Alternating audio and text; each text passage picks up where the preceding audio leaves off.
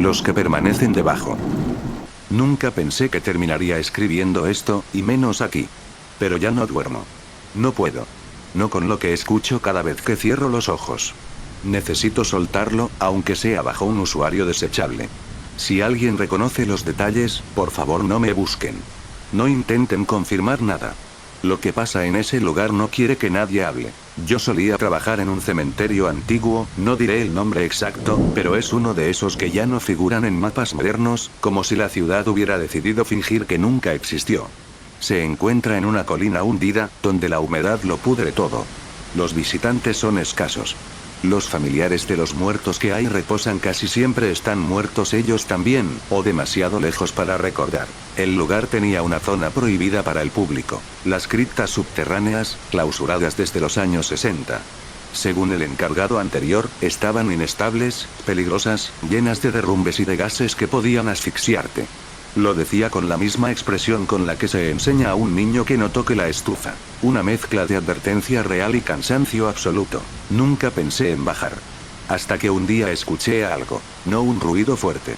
No un golpe. Fue un sollozo. Muy suave. De esos que parecen venir de una garganta gastada, seca, como si la persona llevara llorando tanto que ya no le quedarán lágrimas. Yo estaba limpiando las lápidas de una sección donde nadie visita. Al principio creí que era el viento entrando por alguna grieta. Pero el viento no suena así. El viento no respira entrecortado. El viento no articula palabras que apenas logras entender. Recuerdo que me quedé completamente quieto. Tenía la sensación de que, si hacía ruido, aquello sabría exactamente dónde estaba. La voz venía de abajo, de un punto concreto del suelo, justo donde había un pasillo que antiguamente conducía a las criptas selladas. No debería haberme agachado. No debería haber puesto la oreja contra la tierra húmeda.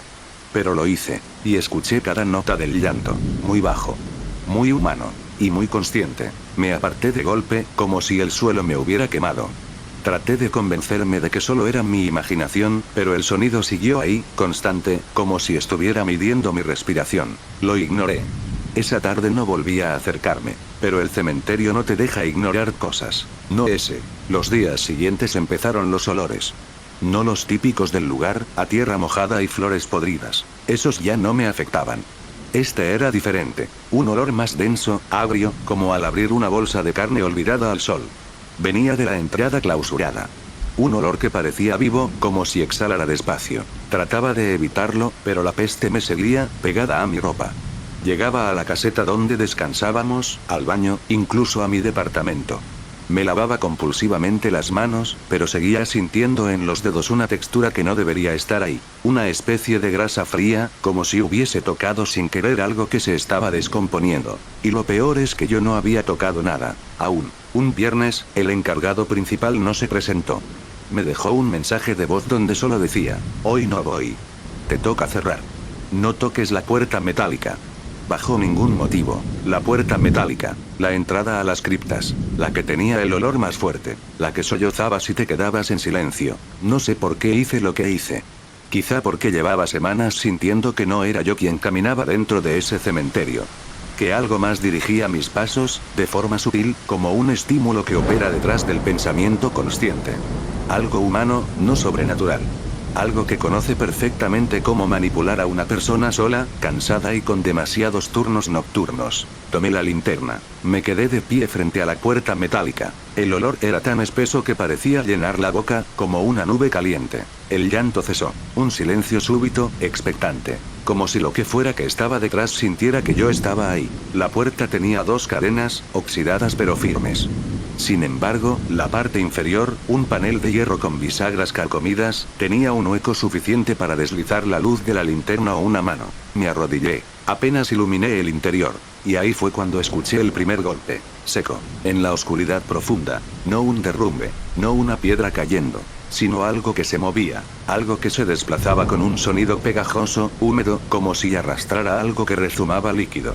Sonaba blando. Cercano. Muy cercano. Retrocedí tan rápido que me golpeé la espalda con una lápida. La linterna cayó, rodó hacia la puerta y quedó apuntando justo al hueco. Y entonces lo vi. No esperes fantasmas. No hubo ojos brillantes, ni sombras imposibles. Lo que vi fue peor. Algo que parecía piel humana, sucia, húmeda, estirada contra el suelo como si hubiese sido arrancada de un cuerpo y luego arrastrada. No se movía sola, se movía porque algo debajo de ella respiraba. Una respiración agitada, desesperada, humana. La piel subía y bajaba como un pecho que intenta llenar unos pulmones que ya no tienen fuerza. Era imposible que siguiera adherida a alguien. El borde estaba desgarrado, y pude ver pedazos de tejido grisáceo, como si la carne hubiera sido exprimida o succionada, no cortada. La piel se deslizó lentamente hacia la luz. No como un animal, sino como si algo debajo la empujara, tratando de salir. Y escuché un susurro desde muy adentro de la cripta. «Ayúdame». Era una voz sin aire. Una voz que sabía que yo estaba mirando. Una voz que no sonó sobrenatural. Sonó como un humano que había estado muriendo muy lento, durante demasiado tiempo. Corrí. No recuerdo cómo llegué hasta la salida del cementerio. No recuerdo cerrar. Solo recuerdo el olor pegado dentro de mi nariz, como si se hubiera quedado incrustado en mis senos paranasales. Esa noche vomité 3 veces. Dormí con las luces encendidas. Y aún así, a las 3:17 am, escuché un golpe suave en la puerta de mi departamento. 3 golpes. Lentos. No abrí, pero me acerqué. Pegué el oído a la madera, y escuché algo que todavía hoy me sigue paralizando. Una respiración débil, cansada, idéntica a la que escuché bajo la tierra. No puedo asegurar que era la misma, pero era igual, exactamente igual. Desde esa noche, ya no soy el mismo. Y lo peor es que pienso en la piel, en cómo subía y bajaba, en cómo parecía seguir a la luz de mi linterna, porque hay algo que no he podido olvidar. Cuando la linterna rodó y la luz iluminó el interior, la piel se orientó hacia mí, como un animal intentando reconocer a su presa, como si hubiera estado esperándome. Y yo siento que todavía lo está haciendo. No volví al cementerio durante 3 días. Le dije al encargado que estaba enfermo, lo cual era cierto, aunque no de la forma que él pensaba. El olor seguía en mi garganta, en mi ropa, en mis manos, incluso después de lavarlas tantas veces, que la piel empezó a irritarse. Cada vez que parpadeaba veía ese trozo de piel que subía y bajaba como un tejido todavía consciente, y la respiración detrás de mi puerta. Yo sé que no fue un sueño.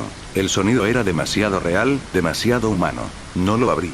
No tuve el valor, pero desde entonces algo cambió en mí. Empecé a escuchar la misma respiración en otros lugares. En la calle. En el bus. En el baño de mi departamento cuando la regadera está cerrada. En cualquier sitio donde hubiera silencio suficiente para que la mente conectara lo que el oído percibía con lo que quería olvidar. Lo peor es que no siempre sonaba lejos. A veces sonaba justo detrás de mí, a un palmo. El encargado insistió en que debía volver. Que había papeleo atrasado. Que el cementerio estaba solo. Y que, esto me lo dijo con un tono muy extraño, si no vas tú, alguien más tendrá que bajar a revisar las placas. Esa frase me heló. ¿Revisar qué placas? ¿Qué había que revisar en las criptas clausuradas desde los años 60? Cuando pregunté, él solo respondió: las placas cambian. Hay que mantener el registro. Aunque ya no se abra. Eso me persiguió todo el día. ¿Qué placas cambian? ¿Quién las cambia? ¿Por qué algo clausurado desde hace décadas necesitaría mantenimiento? Volví al cementerio una tarde nublada. Todo se sentía más apagado, como si la luz evitara caer sobre ciertos rincones. Caminé hasta la caseta para buscar los registros, y fue ahí donde encontré el cuaderno. Estaba en el segundo cajón, donde guardábamos herramientas viejas. No tenía nombre, solo manchas oscuras que podían ser grasa o algo peor. Lo abrí. Las primeras páginas eran datos normales. Nombres, años de muerte, ubicación. Pero después de 1962, la letra cambiaba. Se volvía temblorosa, apretada, irregular, como si quien escribía lo hiciera con la mano herida o bajo un miedo constante. El registro ya no tenía nombres, solo fechas. Fechas muy separadas entre sí, una cada 6, 7, a veces 12 meses. Y al lado de cada fecha, una palabra escrita con tinta ya marrón. Encontrado. Encontrado. Encontrado. Decenas de veces. Hasta la última entrada, hace 9 años. Encontrado. Incompleto. Sentí un sudor frío bajarme por la espalda. Me quedé varios minutos quieto, leyendo esa última palabra. Incompleto. ¿Qué significaba? ¿Qué faltaba? ¿Un cuerpo? ¿Una parte del cuerpo? Antes de poder procesarlo, escuché pasos en la puerta de la caseta. Eran arrastrados, lentos, como si los pies estuvieran mojados o pesados. Me quedé congelado, con el cuaderno aún abierto entre las manos. Los pasos se detuvieron justo afuera. No respiré. Entonces escuché una frase, dicha en un susurro ronco, casi sin aire. ¿Lo viste? Me quedé paralizado. Podía escuchar algo cayendo al piso afuera, como un líquido espeso golpeando la tierra. La tentación de asomarme fue enorme, pero no lo hice. Tal vez eso me salvó. Los pasos se alejaron otra vez, arrastrándose. Como si la piel de los pies estuviera despegándose con cada movimiento. Como si alguien intentara caminar sin tener los músculos adecuados para hacerlo. No abrí la puerta. No miré. Cuando el sonido desapareció, me forcé a salir. No había nadie. Pero en el suelo, justo frente a la caseta, encontré algo que todavía hoy me hace temblar al recordarlo. Una huella parcial, muy marcada por el barro del cementerio. No era de zapato.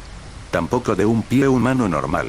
Era una marca lisa, sin dedos, sin relieve, como si alguien hubiera pisado con tejido blando. Carne, no piel. Carne directa. Como un músculo expuesto presionando la tierra. No pude trabajar más esa tarde. Pero antes de salir, decidí hacer algo que cambiaría por completo mi destino. Bajé al depósito de documentos antiguos, donde se guardaban planos del cementerio, por si existía algún registro de esas criptas que tanto miedo parecían dar. Los encontré, y ojalá no lo hubiera hecho. Había un plano del año 1958, muy detallado. Las criptas tenían varias cámaras subterráneas, pero había una zona sombreada, marcada con una nota escrita a mano. No acceder. No registrar. No abrir cadáveres. ¿Cadáveres? ¿En plural? ¿Sin registrar? Pasé las hojas hasta encontrar un reporte policial viejo, arrugado, fechado en 1963. Decía que hubo un colapso parcial en la parte más profunda de las criptas.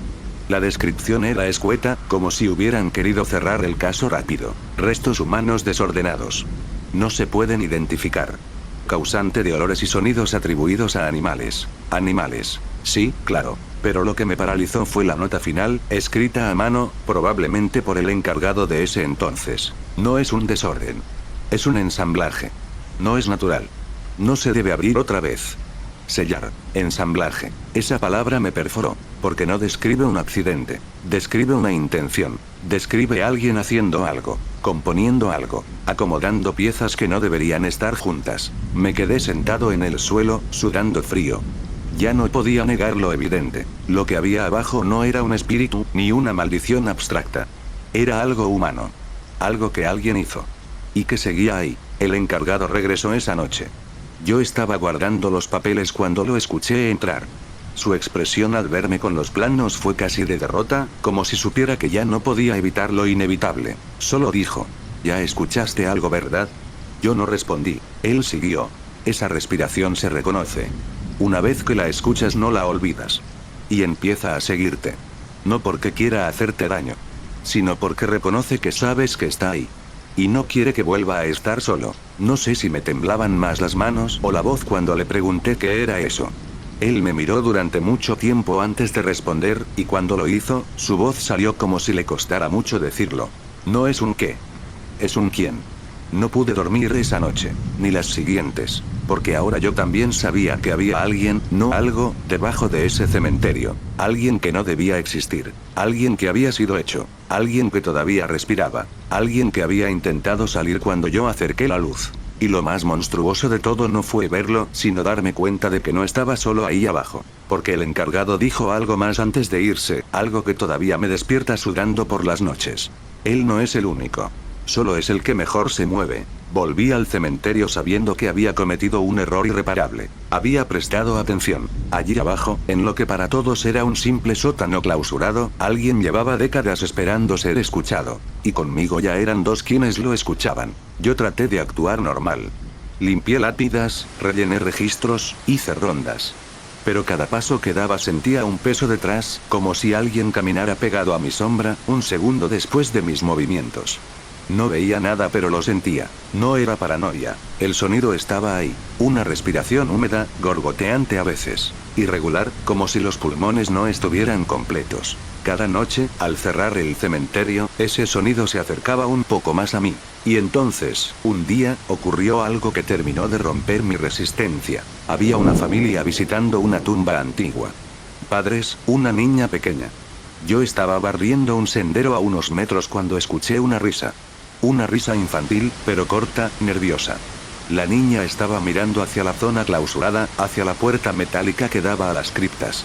Mira, papi, alguien está ahí abajo. El padre se rió como si fuera algo inocente, pero la niña insistió. Se mueve raro como si estuviera roto. Yo dejé caer la escoba. La niña no podía haber visto nada desde ahí. El ángulo no daba.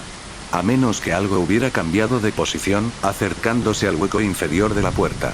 Algo que antes no se había atrevido a subir hasta la superficie. Me acerqué rápido, fingiendo que era para ayudar a la familia con una consulta. Pero al pasar junto a la niña, ella me tomó del brazo con una fuerza sorprendente y susurró algo que aún me paraliza. No lo mires a los ojos. No los tiene donde deberían. Sentí que el estómago se me derrumbaba. Le pregunté qué había visto. No respondió. Bajó la mirada como si hubiera roto una regla. Acompañé a la familia a la salida y volví corriendo hacia la puerta metálica. Me arrodillé. Encendí la linterna. La pasé por el hueco. Había marcas nuevas. Marcas que antes no estaban. Arañazos largos, torcidos, hechos desde dentro. No parecían de uñas sino de algo más duro, más filoso, pero irregular. Como si se tratara de hueso expuesto, no de dedos. El olor era insoportable. Una mezcla de sudor viejo, carne húmeda y algo más, algo parecido a dientes oxidados. Un olor que no pertenecía a un cuerpo vivo ni a uno muerto. Un olor que solo puede venir de algo que está no en un extremo u otro, sino atrapado entre ambos. Me quedé ahí arrodillado demasiado tiempo. Y entonces, desde la oscuridad más profunda, escuché algo que no había escuchado antes. Pasos, pero no de una sola persona, eran varios. Algunos pasos eran arrastrados, otros parecían caminados con torpeza, como piernas que no recuerdan bien cómo sostener un cuerpo, y otros sonaban secos, casi sin peso, como si no hubiera músculos sujetando los huesos. Me aparté de golpe. Tapé el hueco con tierra y hojas como si eso fuera suficiente para detener lo que fuera que hubiera ahí. Esa noche, el encargado me pidió que lo acompañara a su oficina, una caseta más vieja que las demás, con olor a moho y documentos húmedos. Me dijo, no te van a dejar en paz. No mientras sigas trabajándoles encima. Le pregunté qué significaba eso. Su respuesta fue lo más sincero que alguien me ha dicho en la vida. Los de abajo no descansan. No están muertos. Tampoco pueden vivir, y reconocen cuando alguien los escucha. Me contó, a medias, la historia que nadie en la ciudad menciona. Hace más de 60 años hubo un derrumbe por trabajos ilegales. Movieron cuerpos que no debían mover. Abrieron tumbas sin permiso. Mezclaron restos. Los dejaron apilados, sin orden ni respeto. Y entonces pasó algo, no sobrenatural, humano, demasiado humano. Alguien, dijo él, intentó recomponerlos. No sabemos quién. No sabemos por qué. Encontraron herramientas. Encontraron restos movidos. Cortados. Unidos. Cosidos. Había partes que no encajaban pero igual las pusieron juntas. Como si la persona quisiera armar algo que respirara. Me enseñó fotos viejas, en blanco y negro, tomadas en la época. No eran grotescas en el sentido superficial.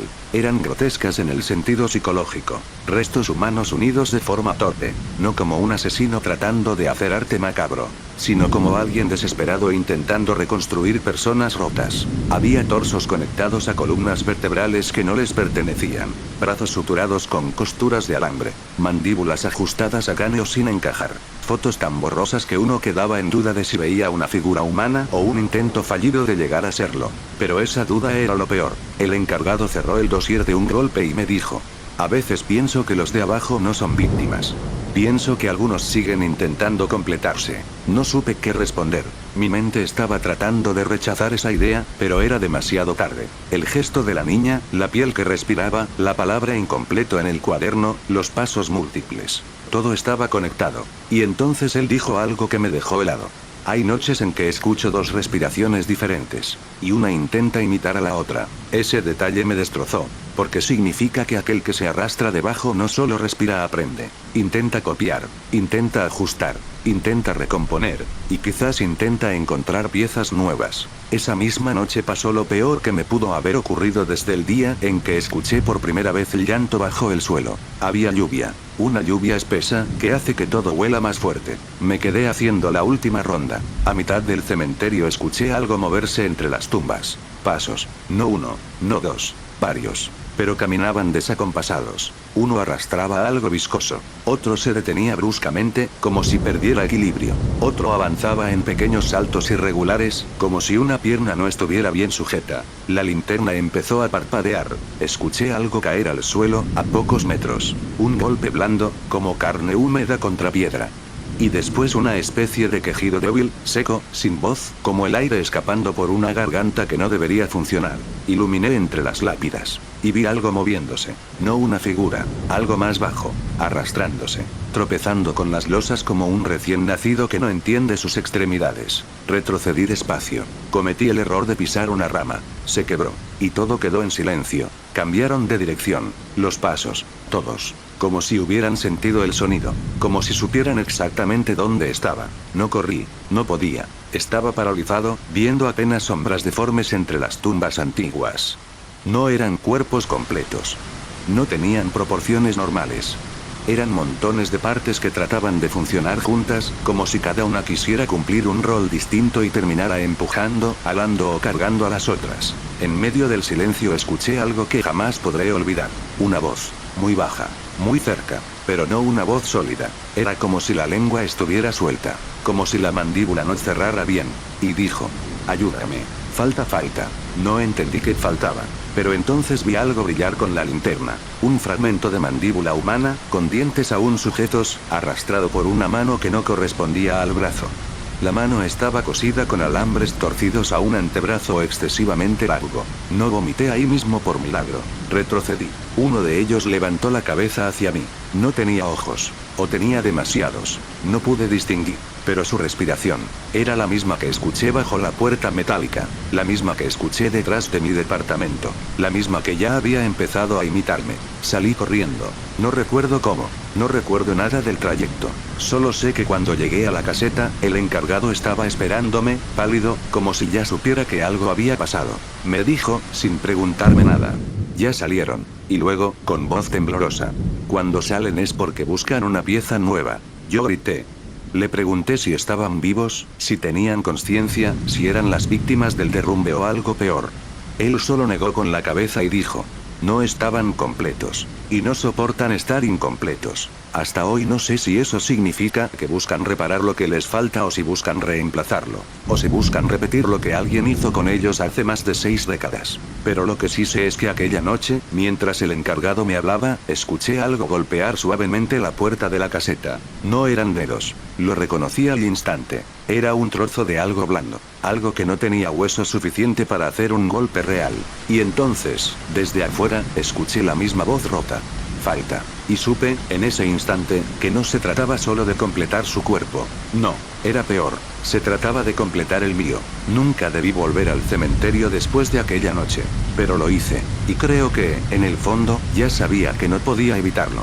No desde el momento en que escuché esa voz rota diciendo falta, no desde que entendí que no era un lamento dirigido al vacío. Era una palabra dirigida a mí. Yo era la pieza faltante. O al menos, así lo interpreté en ese momento. El encargado desapareció 2 días después. Sin aviso, sin renunciar, sin dejar notas. Sus cosas seguían en la caseta. Su termo, su radio portátil, incluso su chaqueta. Como si hubiera salido un momento y nunca volviera. Ese olor húmedo, denso, agrio, quedó impregnado en la chaqueta. Yo sabía lo que significaba. Sabía que él también había sido encontrado. Él también era incompleto. Y no podía dejar de pensar en la última conversación que tuve con él. Cuando salen es porque buscan una pieza nueva. Pero yo no encajaba en eso. Yo no era una víctima al azar. Había algo más. Había algo en mí desde antes. Esa semana, los ruidos aumentaron. En mi casa, en el cementerio, en la calle. La respiración torpe de abajo empezó a mimetizarse con la mía. Al principio eran ritmos distintos, pero luego se igualaron. Cada vez que yo suspiraba, escuchaba un eco, una réplica postergada, como si alguien respirara después de mí para aprender el patrón.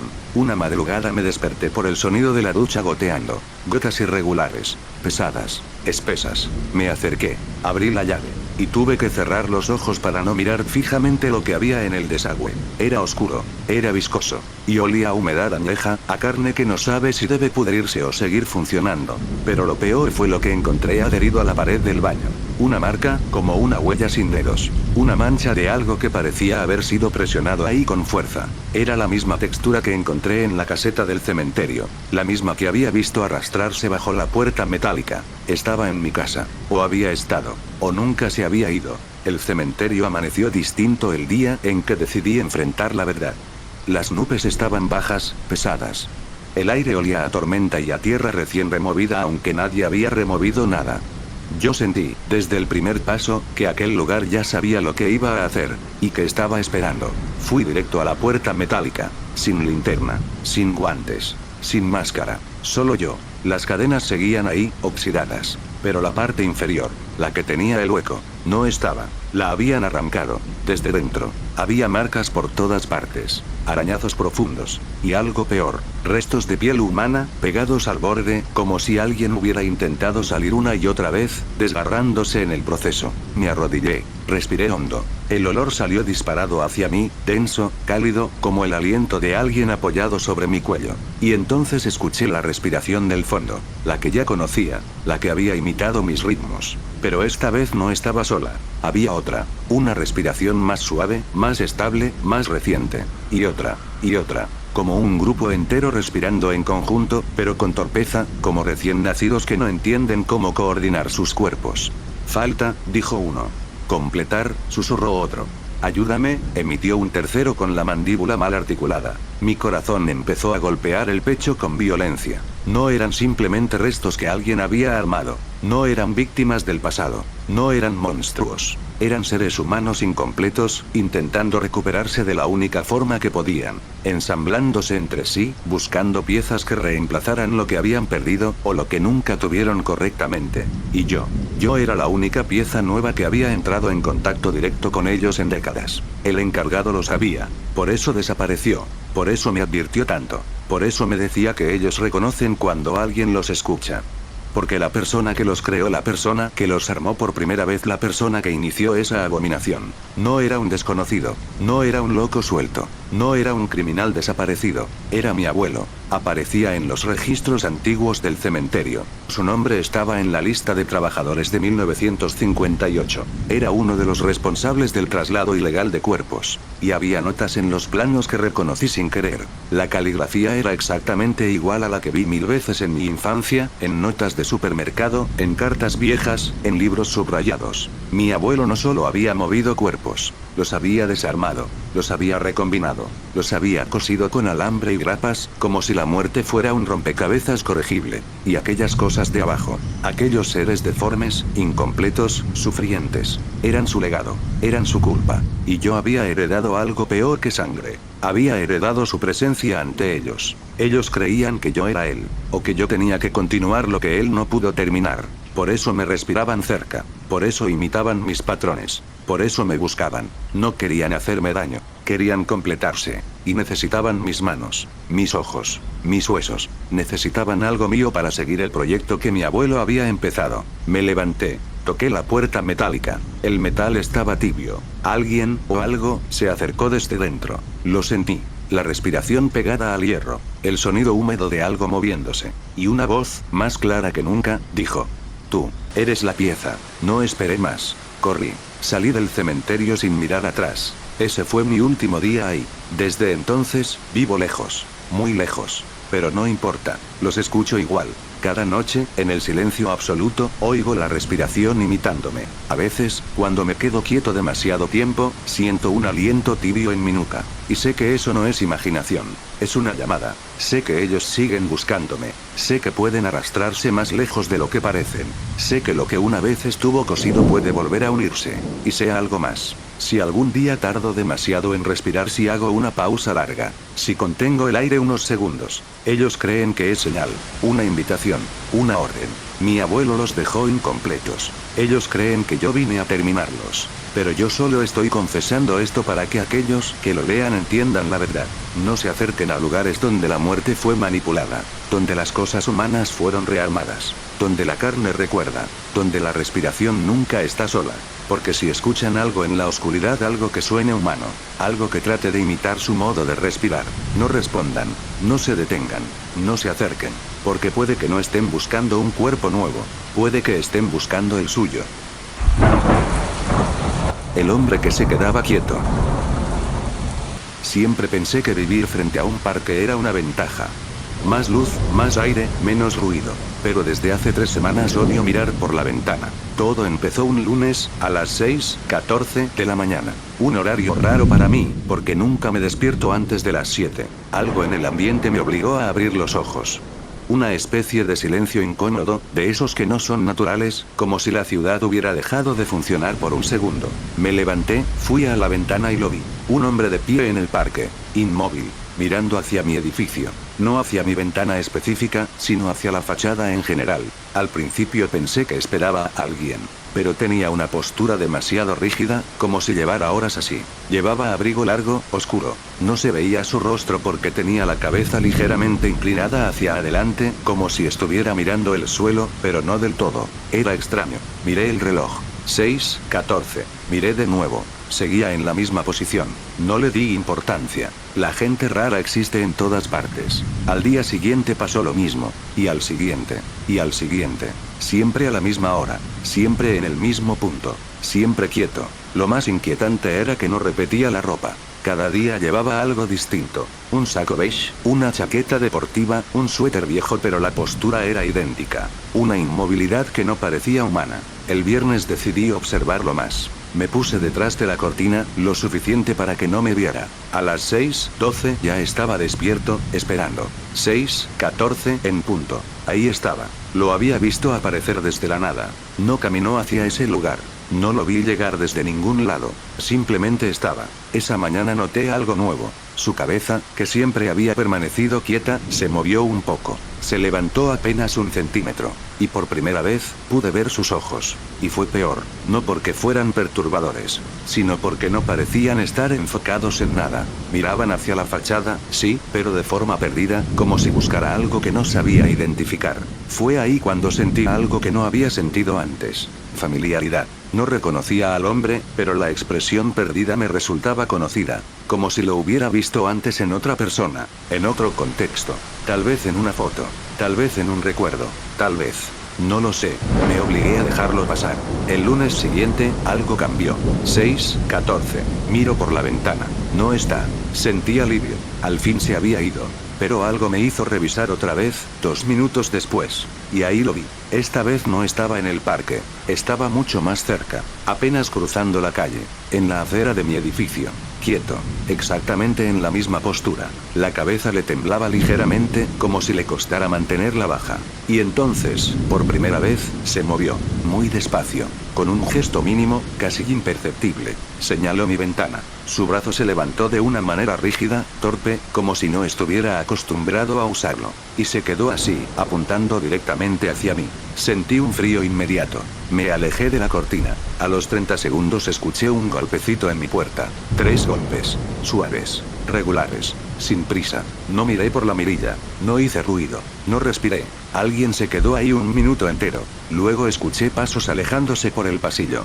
Cuando reuní valor para mirar, no había nadie. Pero abajo, desde la ventana del rellano, vi algo que me rompió el estómago. El hombre del abrigo ya no estaba en la acera. Estaba en la esquina del edificio, medio escondido, con la cabeza inclinada, como si supiera que lo estaba buscando. Y aunque no lo veía del todo, estoy seguro de que estaba sonriendo. Esa noche no dormí.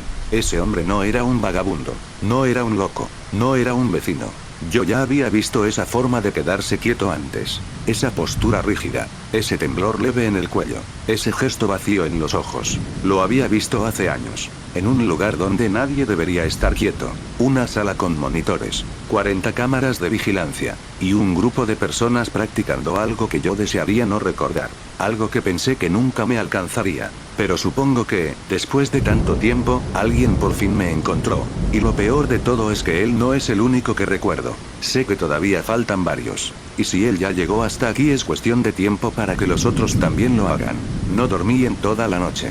Cada vez que cerraba los ojos veía esa postura rígida, ese leve temblor del cuello, ese modo antinatural en que levantó el brazo para señalarme. Tuve la sensación, no, la certeza, de que no estaba señalando mi ventana en general, sino el punto exacto donde yo estaba parado detrás de la cortina. Como si supiera que yo lo observaba. Como si llevara días aferrándose a ese pequeño detalle.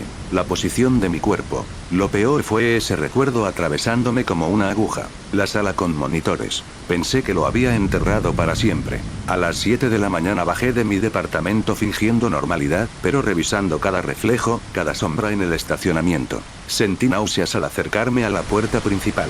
Mi cabeza insistía en reproducir la imagen del hombre escondido en la esquina del edificio la noche anterior. Pero no estaba. El parque se veía vacío. La calle también. Seguí caminando hacia el trabajo, aunque sentía algo siguiéndome a 5 o 6 metros. No pasos, no respiración. Era otra cosa. Una presencia que solo existe en la memoria y que se pega a la espalda como humedad. Durante el trayecto, me obligué a recordar. Eso fue lo más difícil, no porque lo olvidara, sino porque mi mente durante años se dedicó a modificar esos recuerdos para que parecieran menos reales. Lo que había visto hace 8 años no es algo que pueda contarse sin que te tilden de enfermo o de cómplice. Yo trabajaba como técnico en seguridad privada. Uno de los contratos que tomé, mal pagado, pero urgente para mí, fue en un almacén subterráneo del que no podía hablar. El dueño del sitio insistió en que éramos personal de mantenimiento visual. Nada más. La sala con monitores tenía 40 pantallas. La mayoría enfocaba pasillos sin luz. Otras mostraban cuartos vacíos. Y algunas mostraban individuos. Seres humanos. De pie. Inmóviles. Durante horas. A veces días. No hablaban, no comían, no dormían. Solo estaban ahí, rígidos, con los brazos colgando, con el cuello inclinado exactamente como el hombre que ahora me observaba desde la calle. Nadie nos explicaba nada. Solo vigilábamos. Había uno que se quedaba enfrente de una puerta metálica, siempre temblando del lado derecho del cuello.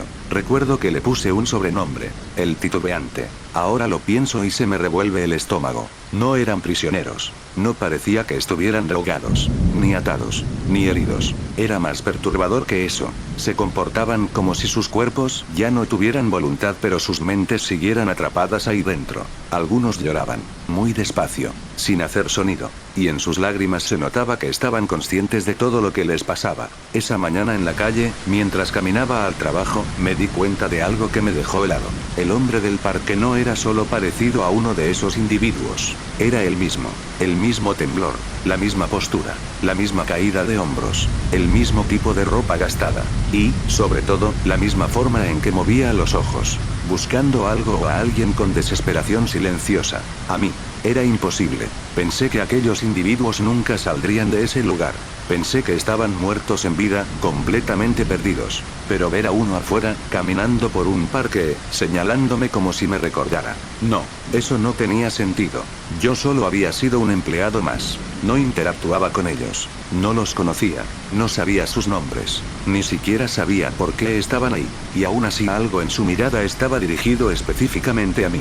Al llegar a la oficina intenté ignorarlo. Intenté decirme que era una coincidencia. Pero justo antes de entrar al edificio vi mi reflejo en la puerta de cristal y un segundo reflejo detrás. Un movimiento mínimo. Una sombra. Me giré. Nada. La calle estaba vacía de nuevo. Pero había un detalle que antes no estaba. Un abrigo oscuro, exactamente del color que llevaba el hombre la primera mañana, colgado en la parada del autobús, doblado sobre sí mismo como si lo hubieran dejado ahí para que yo lo viera. Aún tenía forma de cuerpo dentro. Me acerqué. Tocarlo fue un error. Estaba húmedo. Y olía a algo que reconocí inmediatamente. Sudor viejo. Piel encerrada. Y un rastro mínimo de hierro. El tipo de olor que impregnaba la sala donde aquellos individuos permanecían de pie durante días. Retrocedí. Miré alrededor. Nada. Pero el abrigo seguía ahí, perfectamente acomodado como si alguien hubiese estado dentro de él un minuto antes y hubiese desaparecido. A las 2 horas recibí un sobre sin remitente en mi escritorio. Adentro, una sola fotografía impresa. Me congelé. La imagen mostraba el parque frente a mi edificio. Vacío. Excepto por una figura absolutamente inmóvil, mirando hacia mi ventana. El hombre. Y la fecha impresa abajo, con cinta adhesiva. Hace 8 años. Mi respiración se cortó. Porque yo nunca había estado ahí hace 8 años. Hace 8 años yo estaba en la sala con monitores, vigilándolo a él. Entonces, ¿cómo es que alguien había tomado esa foto desde el ángulo exacto de mi ventana cuando yo ni siquiera vivía en este edificio? ¿Cómo es que él estaba ahí mucho antes de que yo llegara? Y, sobre todo, ¿Por qué me estaba vigilando desde antes de conocerme?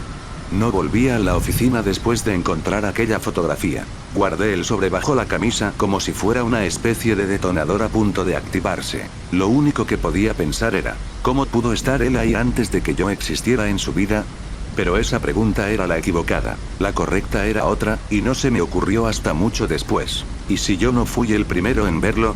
¿Y si él no me estaba buscando a mí sino lo que yo llevaba dentro?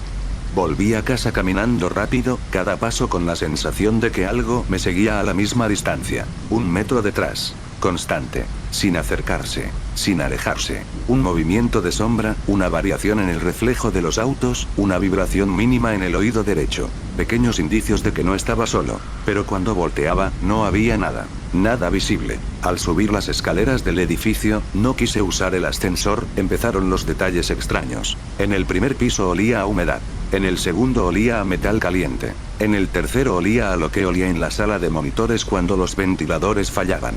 Piel humana encerrada sin ventilación durante demasiados días. Y lo peor fue en el cuarto piso, antes de llegar al mío. El pasillo estaba silencioso.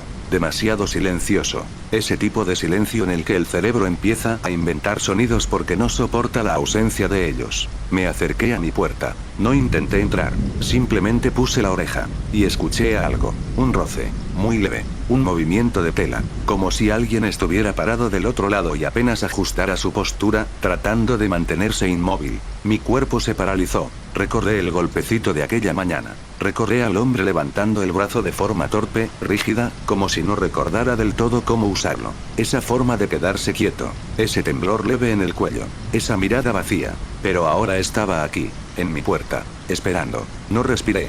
No hice ruido. Retrocedí 3 pasos. Y entonces ocurrió algo que no esperaba. Desde dentro del departamento, escuché que algo caía al suelo. Un objeto ligero. Un golpe seco. Luego, silencio absoluto. No esperé explicación.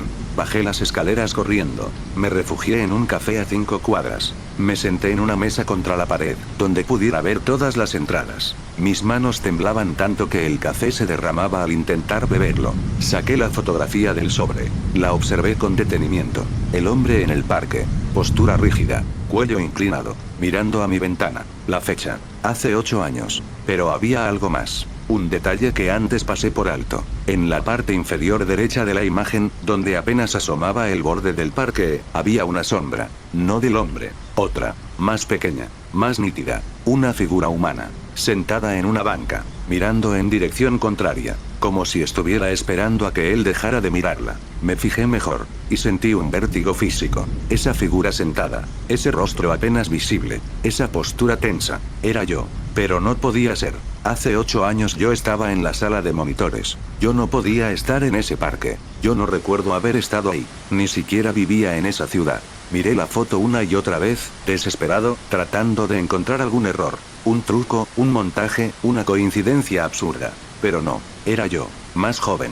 Con el mismo abrigo que perdí en el almacén. Con la misma expresión que tenía cuando pasaba horas viendo esas 40 pantallas en silencio. Lo que me destruyó fue darme cuenta de que estaba sentado exactamente en el único punto del parque que nunca aparecía en ninguna cámara del almacén. Como si me hubiese estado escondiendo sin saber de qué. Como si yo mismo hubiera sido parte del lugar al que tanto temía. Estaba tan concentrado en la foto que no noté al mesero acercarse. Solo escuché cuando dejó algo en mi mesa. Una pequeña tarjeta, doblada. No es tu cuenta, me dijo. Un hombre te la dejó.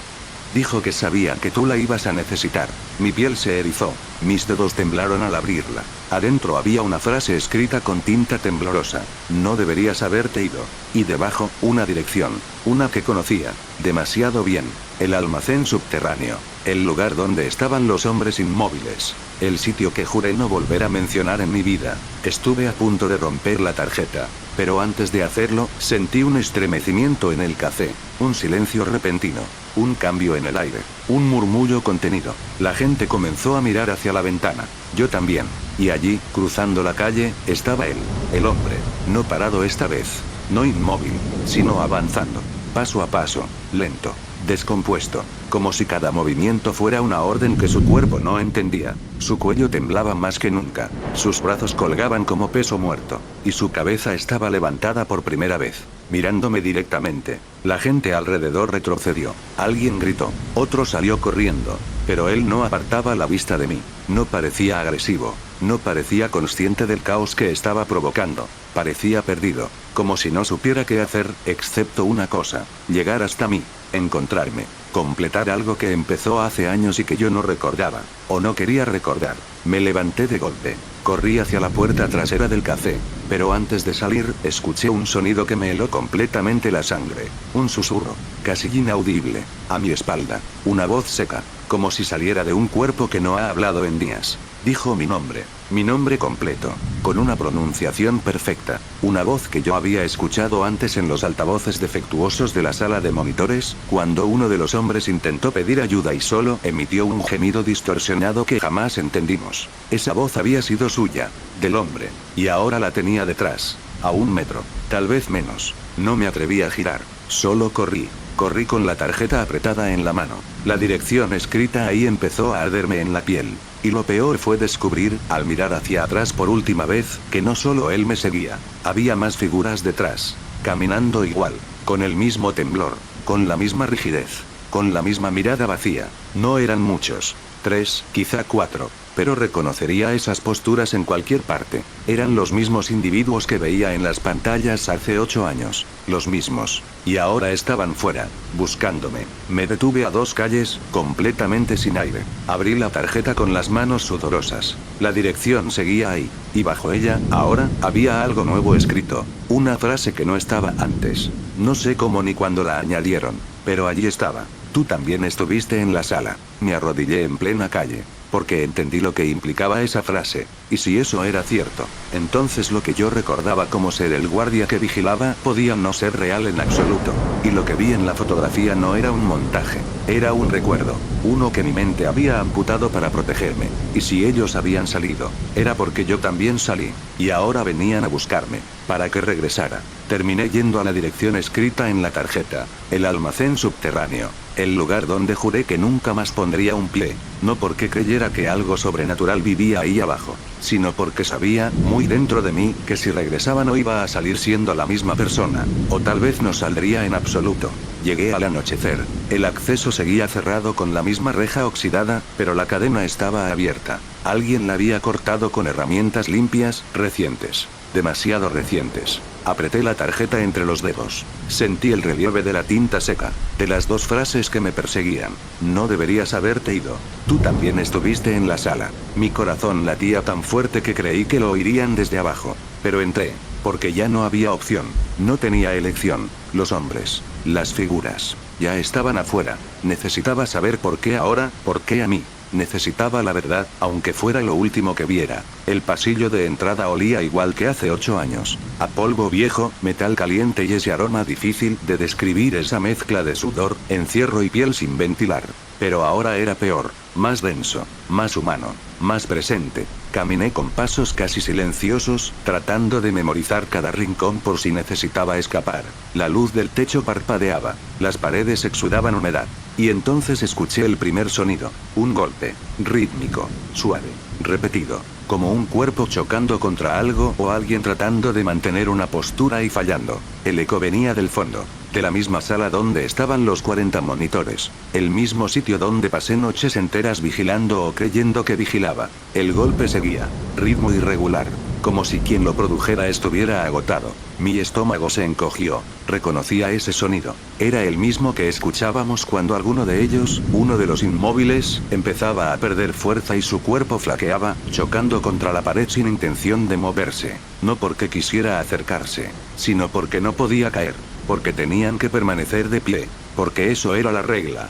Entré en la sala. El olor me golpeó como un ladrillo. Era más fuerte que la humedad del pasillo, más pesado que el polvo. Un olor que nunca se olvida. El olor de cuerpos que han estado demasiado tiempo de pie, sin moverse, drenando fluidos lentamente por la piel, acumulando sudor, hambre, miedo. Una sensación pegajosa, casi ácida, que se queda en la garganta. Los monitores estaban encendidos. Las mismas 40 pantallas. Pero ahora mostraban solo estática. Y frente a ellas, en la oscuridad había alguien de pie, inmóvil, con el cuello inclinado, el brazo colgando, el cuerpo rígido, el hombre, el mismo del parque, el mismo que me señaló, el mismo que caminó hacia el café, y ahora estaba aquí en la postura exacta en que lo veía hace 8 años. Pero algo estaba mal, muy mal.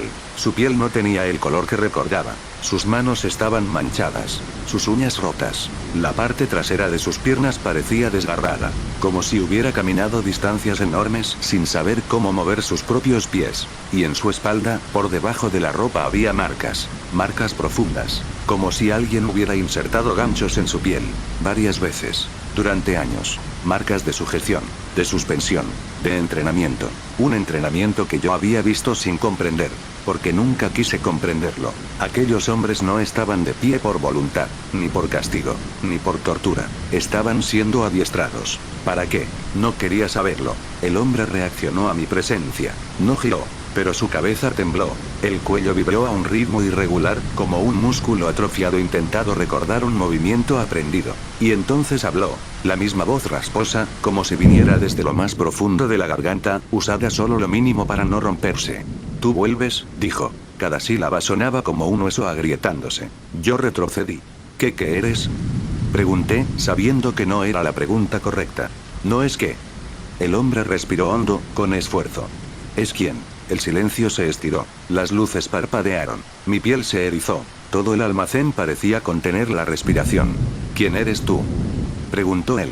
Y eso me mató, porque lo dijo con una mezcla de miedo y nostalgia, como si realmente me conociera, como si hubiera estado esperándome durante años, como si yo también hubiera sido parte de ellos. Yo no era uno de ustedes, dije, temblando. Yo era solo un guardia. Solo miraba las pantallas. El hombre levantó un poco la cabeza, un movimiento mínimo, pero suficiente para mostrar parte de su rostro. No tenía expresión, no tenía emoción, solo cansancio. Mirabas, susurró, porque tenías que recordar. ¿Recordar qué? ¿Quién eras? Dijo él. ¿Qué hacías? Yo no hacía nada. Solo los vigilaba. Nos guiabas, corrigió. Eso no es verdad. Nos entrenabas, agregó, como si estuviera recitando una frase aprendida. Sentí un vacío helado bajo las costillas. Entrenabas, guiabas. La palabra adiestrados tomó otro sentido. Y entonces entendí algo que me destrozó. Ellos no estaban siendo preparados para obedecer. Estaban siendo preparados para imitar. Para replicar movimientos, posturas, gestos, patrones humanos. Y lo hacían mirando a alguien. A alguien que estaba ahí cada día. A alguien que creían que era su modelo, su referencia, su figura a seguir. Alguien que ellos, después de años de observación pasiva, aprendieron a reconocer, a copiar, a buscar. Mi respiración falló. Porque si ellos aprendían de un modelo, y si me estaban buscando a mí, entonces ese modelo, ese alguien, ese hombre cuya postura copiaban, era yo, no el guardia, no un técnico. Yo era su referencia, el patrón que aprendieron a imitar, la figura que sus cuerpos memorizaron por años, la presencia que sus mentes rotas buscaban repetir, su molde humano. El hombre dio un paso, un movimiento torpe, pero directo hacia mí. Nos dejaste, susurró. Y todo se rompió. Yo. Vuelve, dijo él. Detrás, otros pasos, inmóviles al principio, luego creciendo. Las otras figuras, los otros cuerpos que caminaban igual, todos con el mismo temblor, todos con la misma rigidez, todos avanzando hacia mí.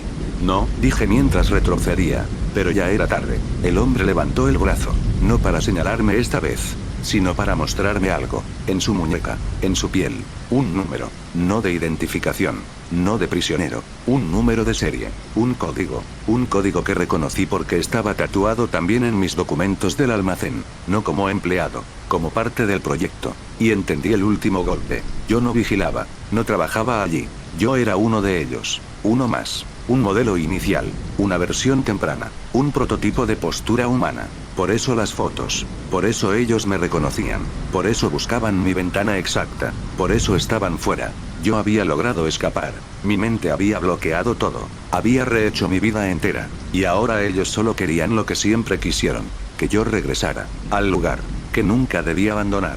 El hombre extendió la mano, la piel de su brazo estaba tensa, desgastada, agrietada. Regresa, susurró. Detrás, todos repetían, en susurros irregulares. Regresa. Regresa. Regresa. No como amenaza, como súplica. Y mientras retrocedía hacia la salida, supe que no importaba cuánto corriera, siempre me encontrarían. Porque ellos aprendieron a imitarme. Porque yo fui su primer molde. Porque en cada postura rígida, en cada cuello tembloroso, en cada mirada vacía, había algo mío. Y ahora ya lo recordaban. Y yo también. y mientras subía las escaleras hacia la calle, escuché el último susurro del hombre, resonando desde el fondo del almacén. Donde estés estaremos. Somos tú.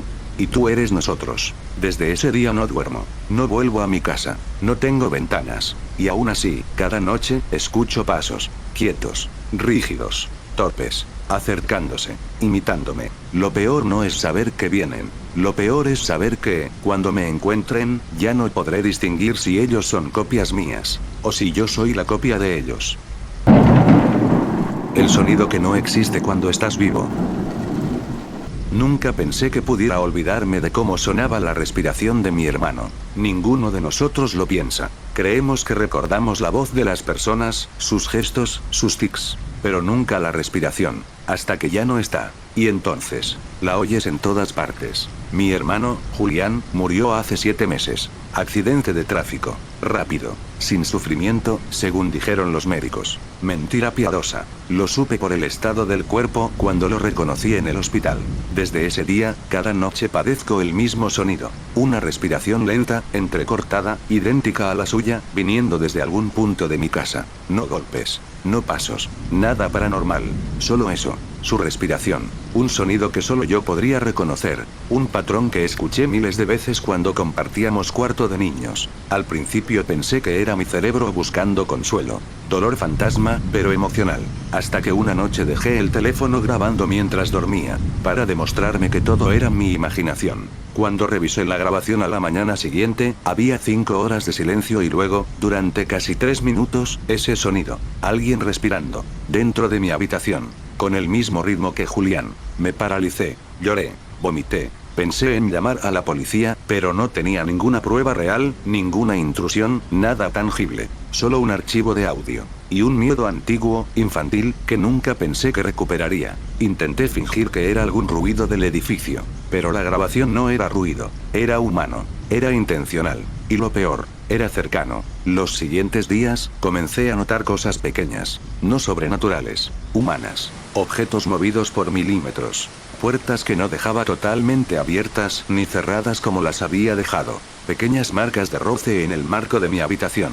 Restos de polvo disturbado bajo mi cama. Cosas que solo notas cuando ya estás paranoico. O cuando realmente hay alguien entrando en tu casa. Lo negué durante semanas. Hasta que una noche, al llegar del trabajo, encontré algo debajo de mi cama. Un trozo de algodón. De los que se usan en hospitales para limpiar heridas. Estaba fresco. No era mío. Ni de nadie más. Pero tenía algo peor. Una pequeña marca roja, seca, justo en un borde. Sangre. Me quedé sentado en el suelo, respirando como si algo me apretara el pecho desde dentro. Julián había estado ingresado 2 semanas antes de morir. Usaron docenas de algodones como ese para limpiarle los puntos y las heridas. Eran idénticos. Demasiado idénticos. Pero no podían ser los mismos, ¿verdad? Fui al hospital a preguntar si habían perdido o extraviado material médico. Me dijeron que no. Volví a casa sintiendo que alguien me observaba en cada esquina. El rellano parecía más silencioso que nunca. Mi puerta tenía marcas nuevas, casi imperceptibles, como de uñas o de metal. Esa noche no dormí. Me quedé en la sala, lejos de mi habitación. A las 3:17 am, lo escuché. Una respiración profunda, muy leve. Apenas un hilo de aire. Venía desde el pasillo. No pegué un solo músculo. Me quedé helado, escuchando. 3 inhalaciones. 2 exhalaciones. Una pausa larga. Exactamente el patrón de Julián cuando se quedaba dormido sentado en el sofá. Exactamente el mismo. Y entonces escuché algo más. Un crujido suave del piso. Alguien apoyando peso. Despacio. Muy despacio. Y luego, mi nombre. Susurrado. Sin intención de asustar. Sin urgencia. Casi cansado. Lau. Mi nombre. Mi diminutivo. Como él me llamaba cuando éramos niños. Se me rompió algo dentro. No lloré. No grité. Solo dije. No eres él. Silencio. Otro crujido. Más cercano. Entonces una voz, la misma voz raspada, casi rota. Ven. No era una amenaza. No era agresiva. Era suplicante. Como alguien que lleva mucho tiempo intentando hablar y no puede. Me quedé inmóvil, sin comprender por qué aquella voz me resultaba tan familiar. No como Julián, sino como alguien que imitaba a Julián desde muy, muy cerca. Y entonces lo entendí. Ese sonido no era memoria. No era un fantasma. No era mi mente rompiéndose. Era alguien que conocía a Julián lo suficiente para copiar su respiración. Y conocía a Julián lo suficiente para copiar su voz. Y esa persona estaba dentro de mi casa. Había estado entrando durante semanas. Y ahora estaba a un par de metros, en la oscuridad del pasillo, esperando que me acercara. Ven, repitió. No quiero estar solo. Mi corazón se detuvo por un segundo. Julián murió solo. Pasó varias horas atrapado en el coche antes de que lo encontraran. Los médicos no me contaron eso. Pero el enfermero que me tuvo lástima sí. Y esa frase, no quiero estar solo, fue lo último que dijo. ¿Cómo lo sabía esa persona? ¿Cómo podía imitarlo tan bien? ¿Por qué me estaba llamando ahora? ¿Y por qué estaba dentro de mi casa? Terminé de procesar todo demasiado tarde, porque cuando levanté la mirada hacia el pasillo, la silueta ya estaba allí, de pie, inmóvil, apenas a unos pasos, y la respiración, era exactamente la de mi hermano. Pero el cuerpo, no. No sé cuánto tiempo estuve observando aquella silueta, tratando de encontrar un detalle que delatara que era un familiar, un ladrón, un intruso común, pero no. No había nada normal en la forma en que se quedaba allí, completamente inmóvil, como si estuviera cuidando cada respiración mía. Yo seguía sentado en el sofá. La única luz era la del televisor, que había quedado en pausa mostrando un fotograma congelado. Esa luz azulada apenas delineaba contornos suficientes para entender que la persona frente a mí estaba quieta, demasiado quieta. La respiración seguía, fuerte al inhalar, irregular al exhalar, exactamente como la de Julián cuando su pecho aún podía subir y bajar. Pero el cuerpo que respiraba no era él, era más alto, más delgado, los hombros caídos, como si se le hubiese olvidado cómo sostener su propio peso, y una leve inclinación en la cabeza, demasiado parecida a la de alguien que pasa demasiado tiempo imitando una postura ajena. No quise verle la cara, pero él sí quiso ver la mía. Lau, ¿por qué no vienes?, susurró. No logré responder. No tenía aire. Sufrí la sensación exacta que se siente cuando uno va a desmayarse, esa mezcla de calor en el rostro y frío en las extremidades. Entonces dio un paso. Fue lento, medido, como si estuviera evitando el ruido, aunque de todos modos el piso crujió bajo su peso. Yo me puse de pie sin pensarlo. El instinto, no la razón, fue el que movió mis piernas. No, fue todo lo que pude decir. La figura ladeó la cabeza, imitando un gesto que mi hermano hacía cuando no entendía algo que yo decía. Mi estómago se retorció. Esa imitación no era perfecta, era demasiado exagerada, como si alguien hubiera observado a Julián durante horas y tratara de copiarlo sin comprender del todo cómo se movía un cuerpo normal. Quizá lo peor fue que sentí compasión. Una compasión brutal, errónea, que me golpeó en el pecho. Porque esa persona sabía de mi hermano cosas que nadie más sabía, y lo hacía con intención. No me estaba llamando como un fantasma, me estaba llamando como alguien que quería entrar en mi vida usando la figura de la única persona que yo era incapaz de ignorar.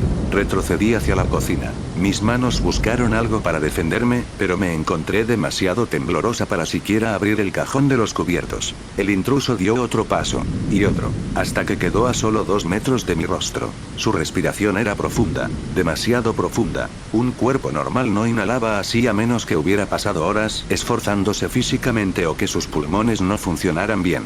Fue ahí cuando noté algo más. La ropa que llevaba. Una sudadera gris con manchas oscuras. No frescas, secas, como las de alguien que estuvo cargando un cuerpo o arrastrándose por algún sitio cerrado. La manga izquierda tenía restos de un polvo blanco. Polvo fino, el mismo que tenían las gasas del hospital donde trataron a Julián. Sentí que todo encajaba de golpe. A esa persona, alguna vez la vi, no en la calle, no en mi casa, no en una foto. La vi en el hospital. La vi sin darme cuenta. La vi de reojo, cuando lloraba sobre el cuerpo de mi hermano, detrás de una cortina. No reconocí su cara en ese momento. Pero sí recuerdo un detalle. Ese hombre no era familia. No era amigo. No era paciente. Estaba allí escondido, observando, aprendiendo. Y después desapareció sin que nadie supiera quién era. La silueta levantó la mano derecha y la colocó en mi mejilla. No me tocó. Solo la dejó suspendida a 1 centímetro, temblorosa, como si tuviera miedo de que yo me rompiera al contacto. «¿Lo pasaste sola?», dijo. No debiste pasar eso sola. Esa frase era mía. La dije frente al cuerpo de mi hermano cuando creí que nadie escuchaba. ¿Cómo la sabía? Mi garganta se cerró. No pude emitir ningún sonido. Me apoyé contra el refrigerador, buscando espacio, distancia, lo que fuera. El intruso bajó la mano con lentitud. Y luego algo en su postura cambió. Ya no imitaba a Julián. Ya no imitaba su respiración, ni su forma de inclinar la cabeza. Ahora imitaba la mía, mi manera de retroceder cuando estoy asustada, mi tensión en los hombros, incluso el pequeño pique en mi labio inferior cuando intento no llorar. Era como si esa persona estuviera hecha de pedazos de nosotros dos, de nuestras reacciones, de nuestras vulnerabilidades, de nuestras últimas horas juntos en ese hospital, como si hubiera memorizado todo lo que éramos para devolverlo deformado. ¿Por qué estás aquí?, logré susurrar, y su respuesta fue lo más humano y lo más aterrador que he escuchado en mi vida. Porque tu hermano no quería estar solo, y yo tampoco. Mi piel se erizó, no porque la frase fuera escalofriante, sino porque la dijo como alguien que esperaba ser comprendido, como alguien que ha convivido con la muerte más de lo que cualquier persona sana podría soportar, como alguien que no estaba imitando a un muerto, sino que había estado allí cuando murió, y ahora me estaba señalando a mí, como si fuera mi turno. Quise correr, pero el intruso se adelantó. No me tocó, no me hirió, no gritó, solo apoyó la mano en mi hombro, con suavidad, con una ternura espantosa, de esas que no deberían provenir de un desconocido, y dijo: él me habló de ti, de lo que le dijiste, de lo que hiciste por él. Mi cuerpo entero se congeló, porque yo no había dicho nada audible, yo no había hecho nada más que sostener la mano de mi hermano cuando ya no respondía. ¿Cómo podía saberlo? ¿Cómo podía saber exactamente lo que yo había murmurado al oído de Julián durante sus últimos minutos? ¿Cómo? Me quedé sin aire, mi visión se hizo borrosa. El intruso inclinó la cabeza, intentando verme mejor, y dijo una frase que destruyó lo poco de cordura que me quedaba. ¿Quieres que te lo repita? Lo que él dijo al final. Puedo decirlo igual. Perfecto. No lo he olvidado. Yo nunca había escuchado las últimas palabras de mi hermano. Nadie las escuchó, excepto esa persona, y ahora estaba a centímetros de mí, sonriendo de una forma que no era imitación de nada. Era su verdadera sonrisa. Quisiera decirte que corrí, que grité, que reaccioné como una persona normal ante una amenaza tan evidente, pero no, me quedé ahí, paralizada, hipnotizada por esa voz que no debería existir fuera de mi memoria. Él dio un paso más, muy lento, muy suave. ¿Quieres escucharlo?, repitió. Sé exactamente cómo lo dijo. Yo moví la cabeza en un gesto mínimo. No sabía si estaba diciendo que sí o que no. Mi mente estaba intentando procesarlo todo de golpe. Él lo notó. Podía leer cada respiración, cada tensión en mis músculos. No te voy a hacer daño, susurró, copiando el tono que Julián usaba cuando yo me asustaba de niña. La frase me arañó por dentro. No porque me tranquilizara, sino porque la estaba usando como una llave emocional.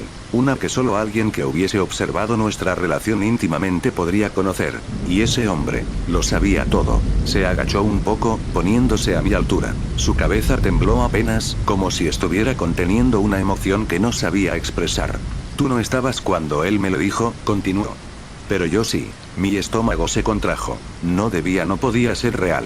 Yo llegué al hospital cuando Julián ya estaba inconsciente. No podía haber hablado con nadie. Pero este hombre estaba convencido, absolutamente seguro. Y entonces, con la naturalidad más devastadora que he visto en alguien, me dijo: yo llegué al accidente antes que la ambulancia. Un frío brutal me recorrió la espalda. Mi hermano murió solo, ¿o no? El intruso respiró hondo, como si recordarlo lo afectara. Él no podía moverse. Tenía la cabeza contra el volante. Estaba atrapado. Intentaba hablar y, se detuvo, tragó saliva, intentaba respirar. Yo apreté los dientes tan fuerte que me dolió la mandíbula. Yo me acerqué, siguió. Intenté abrir la puerta. Le hablé para que no perdiera la conciencia.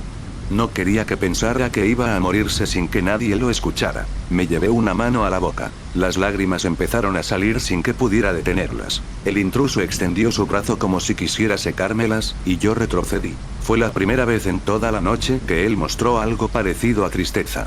No te asustes, dijo con la voz temblorosa. No estoy aquí para eso. Me quedé viendo sus manos. No estaban sucias, pero sí tenía pequeñas marcas, como rasguños viejos, como si hubiera intentado entrar en un coche retorcido, golpeado, con vidrios rotos. Mi garganta ardía. Tenía demasiado miedo como para hablar, pero él continuó como si llevara años queriendo decir todo eso. Yo le prometí que no lo iba a dejar solo, y no pude cumplirlo. Se me escapó, hacía un gesto extraño al decir escapó, una mezcla de dolor infantil y frustración adulta. Se me escapó justo cuando iba llegando la ambulancia. Mis piernas empezaron a fallarme. Me apoyé contra la pared.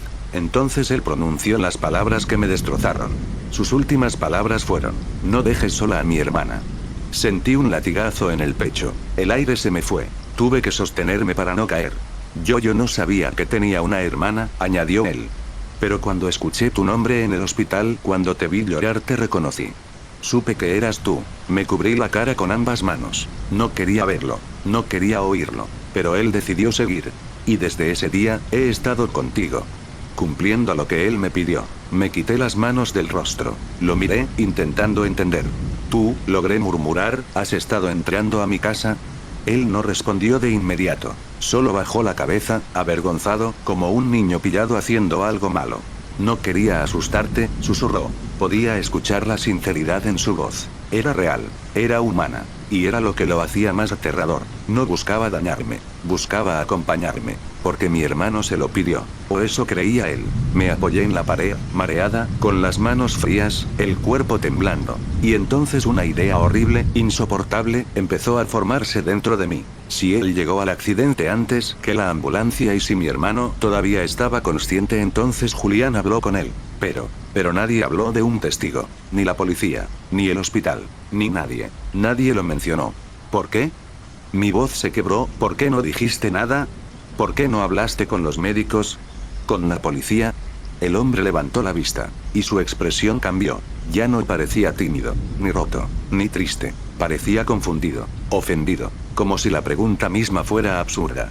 Porque él estaba conmigo, respondió con absoluta convicción. No necesitaba a nadie más. El silencio se hizo denso. Tapó mis oídos. Me quiso ahogar. Él dio un paso hacia mí, más firme, más directo. Y con la voz más tranquila del mundo dijo. Y ahora tú también estás conmigo. Él no quería que ninguno de los dos estuviera solo. Mis piernas finalmente fallaron. Me deslicé hasta el suelo, incapaz de responderle. Él se agachó, imitando exactamente mi postura, copiando mi respiración, mis temblores. Y cuando quedó frente a mí, sonrió apenas. Te he cuidado todo este tiempo, susurró. No voy a dejarte. Prometí que no lo haría. Levantó una mano con la intención de tocarme. Y yo vi algo en sus ojos que hasta ese momento había ignorado. Un brillo febril, fascinado, como el de alguien que nunca en su vida tuvo a nadie. Y ahora tenía a alguien, a mí. Porque él creía que era lo que mi hermano quería. Y entonces, justo cuando su mano iba a tocarme, algo se movió detrás de él. En el pasillo. Una sombra. Un segundo cuerpo. O al menos, creí que lo era. Porque la silueta parecía demasiado familiar. Demasiado imposible. Demasiado parecida a Julián. Pero no podía ser él. No podía, ¿verdad? La sombra detrás de él se movió apenas 1 centímetro. Pero fue suficiente. Mi corazón dejó de latir por un instante, como si esa silueta me hubiera arrancado el aire de los pulmones. No era posible. No podía ser Julián. Yo misma lo vi dentro de la bolsa negra. Frío, inmóvil, intocable. Pero esa sombra tenía su altura, su postura ligeramente inclinada por la escoliosis. Y hasta parecía apoyarse en la pared tal como él hacía cuando estaba agotado después de trabajar horas extras. Quise decir algo. No pude. El intruso aún estaba frente a mí, arrodillado, mirándome como si yo fuera una respuesta largamente esperada. Pero notó que mi atención había cambiado. Se giró apenas, lo justo para mirar hacia el pasillo. Y al hacerlo, la sombra desapareció. No corrió. No se movió rápido. Simplemente dejó de estar ahí. Una ausencia perfecta. Como si nunca hubiera habido nada. Y esa ausencia fue más aterradora que cualquier presencia. ¿Lo viste? Preguntó él, con un hilo de voz emocionado, más niño que hombre. Negué lentamente. No quería alentarlo. No quería que creyera que compartíamos sus visiones, sus interpretaciones, sus obsesiones. Pero él sonrió. Una sonrisa tranquila, tierna, feliz. Él está aquí, susurró. A veces se esconde cuando llego demasiado cerca de ti. Esa frase me desgarró. Le temblaba el labio inferior, como si realmente creyera que mi hermano se movía por mi casa. Como si pensara que ambos lo estábamos viendo, sintiendo, esperando. Y entonces me di cuenta. No estaba hablando de fantasmas. No estaba hablando de espíritus. Estaba hablando de alguien real. Alguien más. Alguien que llevaba entrando en mi casa además de él. Mi cuerpo entero se tensó. ¿Quién? Pregunté sin darme cuenta de que mi voz se quebraba. Él ladeó la cabeza. ¿Cómo que quién?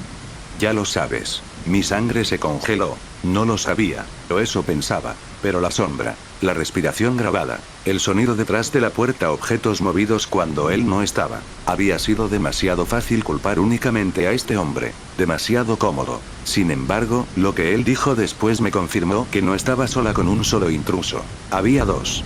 A veces él llega primero, explicó el hombre frente a mí. A veces yo. Pero él siempre se va cuando me oye entrar. No quiere que piense que intenta robarte de mí. Cerré los ojos. No podía soportarlo. Era como escuchar a alguien hablar de un hermano, un compañero, un socio que yo no tenía. No sé de quién hablas, susurré. Él inclinó la cabeza hacia adelante. Sus ojos brillaban con un fervor inquietante. Tu hermano me habló de él, dijo con naturalidad. Antes de morir. Dijo que él también tenía miedo de morir solo. El suelo se abrió bajo mis pies. Ese él no era Julián. Era otro. Otro hombre. Otro sobreviviente. Otro testigo del accidente. Otro que había llegado a la escena igual que el que estaba frente a mí. Los dos habían encontrado a mi hermano antes que la ambulancia. Los dos habían escuchado sus últimos sonidos. Sus últimos esfuerzos. Sus palabras incoherentes. Los dos habían presenciado algo íntimo. Algo que los marcó. Algo que los unió entre ellos y a mí. Y ahora ambos creían que me pertenecían. Que estaban cumpliendo un deber. Que estaban continuando lo que comenzó la noche del accidente. ¿Dónde está él? Pregunté con la voz rota, sin saber si quería la respuesta. El intruso sonrió, no con maldad, ni con triunfo, con alivio. En tu habitación, respondió casi en un susurro. Le gusta tu olor. Dice que es igual al de tu hermano. Yo no se lo discuto. Ambos te sentimos cerca cuando estás ahí. Mi piel se erizó hasta doler. No pude evitar mirar hacia el pasillo. La puerta de mi habitación estaba entreabierta. Apenas unos milímetros. No estaba así cuando me fui a la sala. Alguien la había abierto. Despacio. Cuidadosamente. Para mirar. Para escuchar. Para esperar. Me puse de pie con dificultad, retrocediendo hacia la puerta principal. El intruso no me siguió. Se quedó sentado en el suelo, mirándome como si yo fuera algo que debía comprender tarde o temprano. No te asustes, repitió. No estamos aquí para hacerte daño. Estamos aquí porque no queremos que te pase lo mismo que a él. Mis manos encontraron la cerradura a tientas. Pero antes de poder girar la llave, el intruso dijo algo que me atravesó.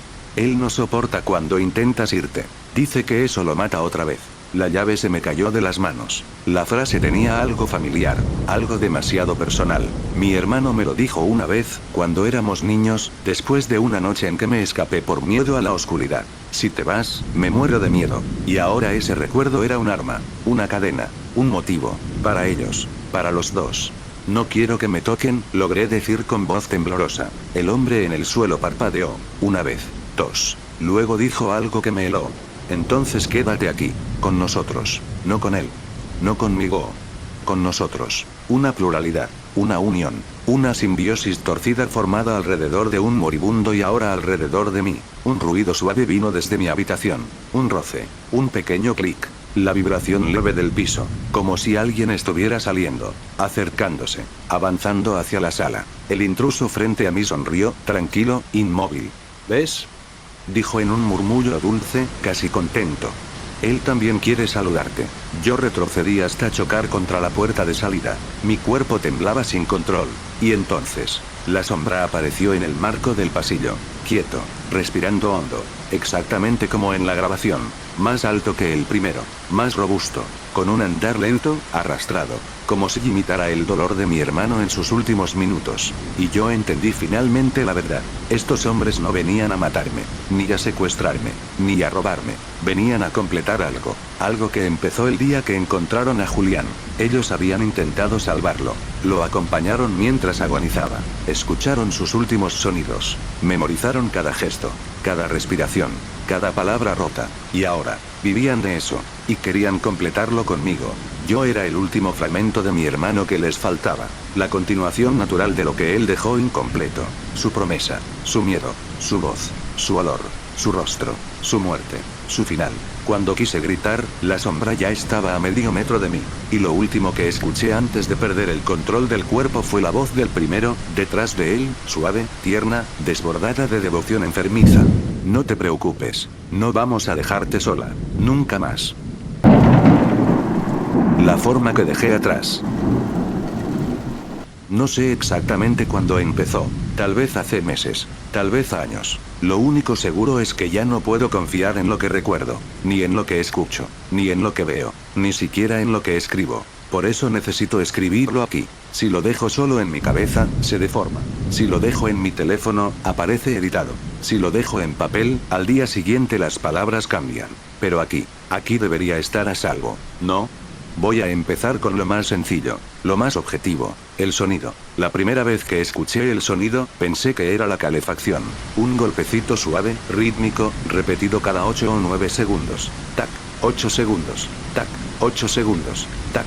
Parecía venir de dentro de la pared, o debajo del piso, o encima del techo, nunca del mismo lugar. Pero lo ignoré. Soy de las que ignoran cosas que las asustan. Un talento inútil heredado de mi madre. Sin embargo, una noche, el sonido dejó de ser rítmico. Se volvió más lento, más irregular, como si alguien intentara imitar ese sonido pero sin saber exactamente cómo hacerlo. Tac, silencio largo. Tic, silencio corto. Tac. Era como escuchar a un animal aprendiendo un idioma. Me incomodó, sí, pero no era terror. No todavía. El terror llegó cuando intenté grabarlo. Activé la grabadora del teléfono, la dejé sobre la mesa, me senté a esperar. 10 minutos, 15, golpecitos, respiraciones, crujidos de la madera. Finalmente, paró. Una pausa muy larga. Y luego, fue como si algo se acercara al micrófono. Muy despacio, muy consciente, muy cerca. No escuché un golpe. No escuché pasos. Escuché algo así. M. Una sola letra. Una sílaba incompleta. Un intento. Cerré la grabación. La escuché de nuevo. Ahí estaba. M. Pero lo peor no fue escucharla. Lo peor fue verla. En la pantalla de la grabadora, donde debería aparecer la onda del sonido, había una forma. Una curva suave al principio. Inestable. Temblorosa. Y luego una interrupción brusca. Como si algo hubiera intentado formar una palabra pero no supiera cómo seguir. Y en ese momento lo entendí. No era un sonido mecánico. No era un animal. No era una voz humana. Era un intento de voz. Un intento fallido. Como si algo estuviera aprendiendo a hablar. Pero el verdadero terror no fue la grabación, sino lo que pasó después. Cuando la escuché por tercera vez, algo había cambiado. La onda ya no estaba temblorosa. Y la sílaba ya no era M. Era ma. Solté el teléfono. Yo no tengo hijos. Nunca he sido madre. Nunca lo seré. Y aún así, esa voz aprendía a decir ma. Aprendía a decirlo para mí. Anoche volví a grabar. No pienso reproducirlo. No puedo. Pero voy a escribir lo que dijo. No para que me crean. No para que me ayuden. Sino para recordar que no estoy loca. Lo que grabé fue esto. Mamá, no te vayas. Y antes de que digas lo obvio. No es una voz infantil. No es una voz adulta. Es algo intermedio. Como si una garganta recién formada, un músculo nuevo, un aparato vocal que no debería existir todavía, estuviera aprendiendo a imitar la palabra más antigua del mundo. La primera palabra de la humanidad. Mamá. Para llamarme a mí. Lo peor de todo no es lo que dice, ni cómo lo dice. Lo peor es que reconoce cuando no lo escucho. Cuando duermo, me lo susurra al oído. Cuando estoy en silencio, lo dice más fuerte. Y cuando intento huir de la habitación, lo escucho venir detrás de mí, arrastrándose, imitando mis pasos, copiando mi respiración, practicando, repitiendo, evolucionando. Yo no sé qué quiere. No sé por qué aprendió esa palabra primero. No sé si realmente sabe lo que significa. Lo único que sé es esto. Cada día se parece más a mí. Y tiene mi voz. No voy a subir audios. No porque no los tenga, sino porque cada vez que los escucho, algo cambia en mí. No sé cómo explicarlo sin sonar exagerada, pero es como si mis propias reacciones estuvieran empezando a acomodarse al sonido. Como si lo esperara. Como si lo reconociera. Y eso me aterra más que cualquier criatura imaginaria. Voy a continuar desde donde lo dejé, aunque las cosas ya no están tan claras como hace unos días. Ayer descubrí algo horrible. La puerta de mi habitación estaba rayada por dentro.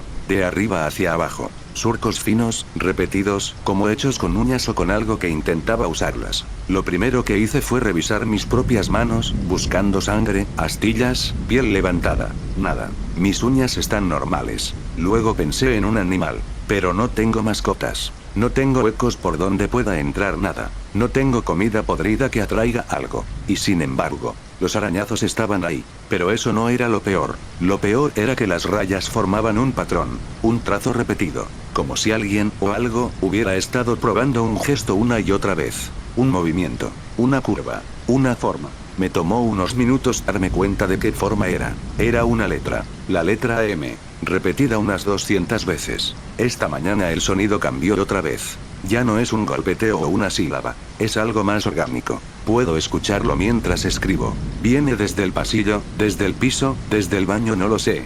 Sus distancias no obedecen reglas. Suena como respiración, pero no una respiración humana. Es torpe, irregular, a veces muy profunda, como si sus pulmones fueran demasiado grandes. A veces muy corta, como si estuviera aprendiendo a dosificar el aire. Intenté seguirlo con el celular encendido, grabando, para ver si capturaba la dirección. Y entonces ocurrió algo que no había pasado antes. El sonido me respondió, no imitando mi respiración, no imitando mis pasos, me respondió a mí. Yo dije, ¿qué eres? Y del pasillo se escuchó, con mi misma voz, mi tono, mi ritmo, mi respiración quebrada. ¿Qué eres? Apenas lo escuché corrí hacia la puerta principal.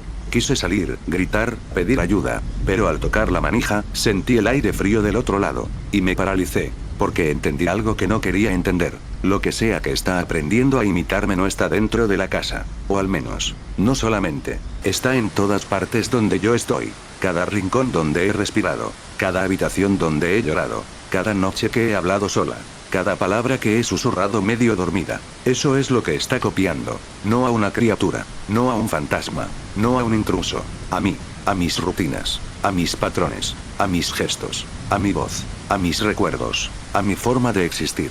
Hace unos minutos encontré otra cosa. Sobre la mesa había una hoja. Yo no la puse ahí. Nadie tiene copia de mis llaves. En la hoja, escrita con una caligrafía infantil, torpe, irregular, estaba una frase. Mamá ya casi. No mamá ya vengo. Ni mamá ayúdame. Ni algo más amenazante. Era una frase de progreso. De alguien o algo que está aprendiendo. Que está creciendo. Que se está volviendo más parecido a una persona. Parecido a mí. Y lo peor es que, al leerla, sentí algo que no debería sentir. Una especie de ternura. Algo dentro de mí reaccionó con reconocimiento. Como si una parte de mi cerebro estuviera aceptando la idea de que debo esperar a que eso termine de formarse. Que debo recibirlo. Como una madre. No puedo confiar en lo que siento. Ni en lo que recuerdo. Porque anoche, mientras intentaba dormir, mientras el sonido seguía respirando desde la oscuridad yo lo escuché decir algo más.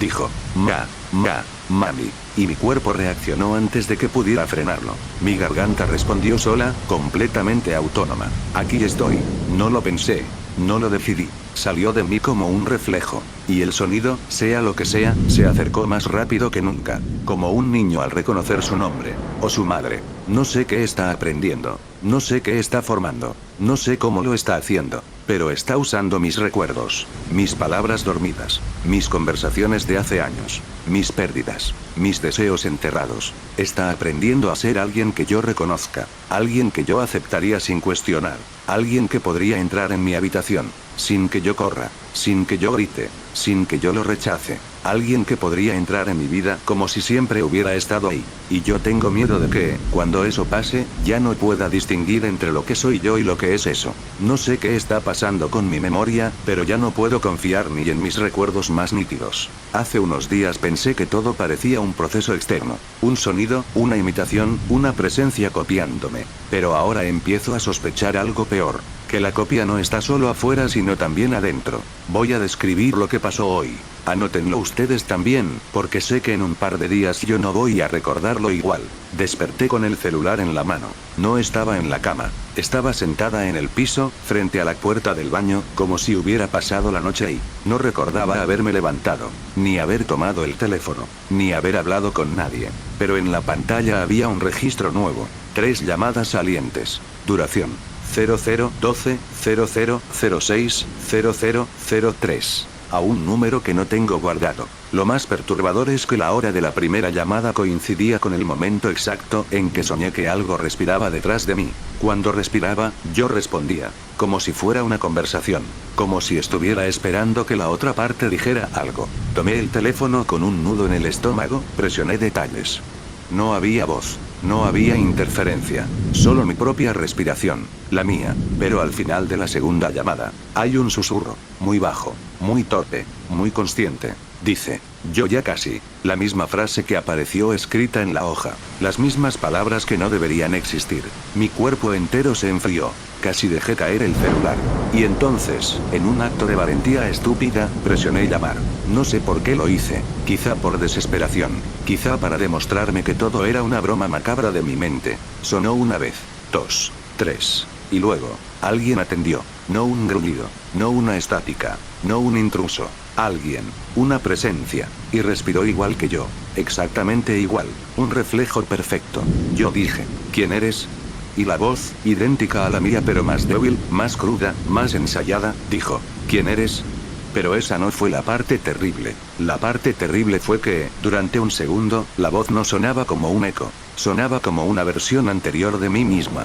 Más joven. Con menos aire. Con un temblor infantil que yo no uso desde los 7 u 8 años. Como si estuviera usando mis recuerdos viejos como plantilla. Más tarde, cuando intenté olvidar la llamada, me encontré otra cosa que no puedo explicar. Un cuaderno. El de tapa gris que tenía guardado en una caja desde hace años. Ese cuaderno contiene recuerdos de infancia. Los primeros días de escuela, la muerte de mi abuela, los paseos que daba con mamá. Lo dejé abandonado porque esas páginas me ponían triste. Anoche alguien lo sacó de la caja. Lo abrió en una página en blanco. Y escribió algo nuevo con mi misma caligrafía de niña. Mami, ¿por qué me dejaste ahí sola? No entendí, no fui yo, no me fui yo, no me fui. Mi respiración se detuvo. No recordaba haber escrito eso. No recordaba haber sentido eso. Pero la letra era mía. Mi letra antigua. Esa frase no pertenece a un recuerdo real. No hay nada en mi infancia que coincida con eso. Pero, ¿por qué entonces me dolió leerlo? ¿Por qué sentí la misma punzada en el pecho que siento cuando un recuerdo reprimido intenta salir? Cerré el cuaderno. Lo guardé bajo llave. 3 horas después, al regresar, estaba otra vez sobre la mesa, abierto en otra página, con otra frase. Ya casi sé cómo hablas ahora. Ese mensaje no lo escribió una entidad. No lo escribió un fantasma. No lo escribió un ser fantástico. Esa letra, irregular, deformada, torpe, estaba imitando la forma en que yo escribo hoy. Como si estuviera aprendiendo no solo mi voz, sino mi escritura, mis recuerdos, mi identidad. Como si estuviera acercándose, versionándome, acercándose a ser yo. La última cosa que pasó hoy fue lo más perturbador. Mi vecina, una mujer mayor con la que casi nunca hablo, me detuvo cuando yo intentaba salir a tirar la basura. Me agarró del brazo y me dijo, ¿ya trajiste a tu niña? Anoche la escuché llorar mucho. Yo me quedé paralizada. Yo no tengo hijos. Ella me miró con una mezcla de confusión y miedo. No es verdad. Yo la escuché. Le decías que ya ibas, que no llorara. Le hablabas igual que siempre. Igual que siempre. Igual que siempre. Como si ya hubiera ocurrido antes. Como si yo hubiera estado repitiendo ese mismo patrón desde hace tiempo. Pero yo no recuerdo nada. Nada real. Nada concreto. Solo ese sonido. Ese intento de voz. Ese mamá. Ese mami. Ese ya casi. Esa presencia que está aprendiendo a ser algo que yo reconozca. Porque quizás ya lo reconocí antes. Esta noche la puerta del baño ya no tiene solo una letra M. Ahora hay 2 letras nuevas. Ma. Y ambas están trazadas con una fuerza irregular, como si un músculo nuevo, una mano recién formada, estuviera practicando su primera palabra. La palabra que yo respondí sin querer anoche. Aquí estoy. No sé por dónde empezar. Creo que ya no importa cómo lo cuente, porque no queda mucho tiempo antes de que vuelva a escucharlo. Hoy entendí. No todo, pero sí lo suficiente como para saber que no puedo seguir negándolo. Voy a dejarlo escrito aquí, aunque mi mente intente borrarlo mañana. Aunque esa cosa, esa presencia, ese eco, esa copia, intente reajustarlo para que no suene real. Voy a contarlo desde el principio. Esto no empezó con los sonidos en la casa, ni con la voz, ni con las grabaciones, ni con las palabras mami. Empezó hace años. Cuando perdí algo que jamás debí perder, algo que nunca le conté a nadie, ni a mi familia, ni a mis parejas, ni a mis amigos. Un embarazo, de apenas unas semanas, inestable, silencioso, desaparecido antes de que pudiera siquiera aceptarlo como real. No fue una pérdida heroica, ni una tragedia pública, ni una historia triste de hospital. Fue un silencio tan profundo que ni yo misma permití que existiera. Lo borré, lo guardé en un cajón mental y tiré la llave. Hasta ahora, no sé cómo ni por qué, pero esa ausencia, esa vida que no llegó a ser dejó marcas en mí, en mis sueños, en mis rutinas, en mis respiraciones dormidas, en mis conversaciones inconscientes. Y algo, en algún momento, lo escuchó, o quizás no algo. Tal vez alguien, un reflejo emocional, una grieta mental, un eco de la versión de mí que existió antes de esa pérdida. No sé, no tengo una explicación que pueda afirmar con certeza. Solo sé esto, no es una criatura, no es un intruso, no es un fantasma, es una forma que nació del hueco que dejé, de lo que reprimí, de lo que evité sentir, de lo que enterré demasiado hondo, y ahora quiere completarse, quiere terminar lo que no pudo empezar, no porque sea maligna, sino porque está incompleta, incompleta como yo. Hace 2 horas ocurrió lo que conecta todas las pistas. El sonido no vino del pasillo, ni de la pared, ni del baño. Vino de mi propio cuarto, desde el lugar exacto donde apoyo la espalda cuando duermo de lado. Un sonido húmedo, torpe, como un cuerpo tratando de levantar su propio peso por primera vez. Luego, la respiración, irregular, imitándome, pero ya no sonaba cruda o recién formada, sonaba coordinada, ensayada, y después, lo escuché ponerse de pie. No sé por qué supe que estaba erguido por primera vez. Simplemente lo sentí en el aire. Esa tensión pesada, humana, vulnerable. De pronto, mis recuerdos, los verdaderos, empezaron a latirme en las sienes. Una mezcla de culpa, de duelo, de algo que yo quise olvidar tanto que lo expulsé de mi identidad. Y la voz. Esa voz que había pasado semanas aprendiendo a copiarme, a formar sílabas, a dominar mi lengua. Me llamó. Mami. Y luego algo nuevo. Algo que jamás había dicho. Ya estoy. Yo no quería responder. No quería moverme. No quería validar nada. Pero la memoria, ese recuerdo que nunca quise recordar, me abrió la boca sin que yo pudiera detenerla. Dije, ¿dónde estás? Y lo escuché caminar hacia mí. Despacito. Torpe. Pero con decisión. Pasos sin coordinación perfecta, como los de alguien que está aprendiendo a usar un cuerpo. No monstruosos. No sobrenaturales. Humanos. Demasiado humanos. La puerta del cuarto, que estaba entreabierta, se abrió unos centímetros más. Y pude ver apenas una sombra humana, delgada, desequilibrada, apoyándose en el marco como si sus músculos fueran nuevos. No vi su rostro. No vi su cuerpo completo. Solo vi su mano. Una mano que no era deformada pero tampoco era completamente adulta. Una mano que temblaba al intentar recordar quién debía ser. Una mano que tenía la misma forma que la mía. Y en esa mano, trazada con un marcador, había una palabra torpemente escrita. Ma. La misma que apareció en la puerta. La misma del cuaderno. La misma que había estado practicando desde hace semanas. Yo no sé si lo que vi es real. No sé si es una manifestación física de mi trauma o si es una persona. O si es una forma mental que encontró la manera de existir. No sé si salió de mí, o si llegó hacia mí atraído por algo roto en mi interior. Pero lo que sí sé es que reconocí esa mano. La reconocí como quien reconoce un viejo reflejo en un espejo que creía saber roto. Y la voz. La voz ya no era un ensayo, ni una imitación, ni un balbuceo. Era mi voz. Con mi timbre, con mi tono, pero con algo más. Con la tristeza que yo negué durante años. Con la culpa que enterré. Con el eco de lo que no permití que existiera. Me dijo, perfectamente claro, no me dejes sola otra vez. Y ahí lo entendí todo. No está aquí para lastimarme. No está aquí para atormentarme. Está aquí para completar lo que quedó incompleto. Para ocupar el espacio que dejé vacío. Para ser lo que hubiera existido si yo hubiera sido otra persona. Y el miedo más grande que tengo no es que entre a mi cuarto esta noche. Es que yo ya no quiero cerrarle la puerta. Porque la forma en que me llamó, la forma en que dijo mami, la forma en que se sostuvo para no caer, activó algo en mí, algo que no sabía que aún vivía, algo que reconoce, por fin, lo que negué durante tanto tiempo, algo que siente que debe cuidarlo, aunque no sepa qué es, aunque no deba existir, aunque no sea mío, aunque sea peligroso, aunque sea yo misma, partida en dos. La sombra está frente a la puerta otra vez. Ahora respira de manera más firme, más segura. Aprendió rápido, demasiado rápido. Creo que esta será mi última publicación. Si alguien encuentra este hilo, si alguien lee esto, no me busquen, no intenten ayudarme, no intenten entenderlo. Simplemente recuerden esta frase: lo que ignoras de ti no desaparece, se forma, se arma, te espera, y cuando decide presentarse, lo hace con una palabra que nadie puede desobedecer: mami. El cuarto donde los muertos respiraban.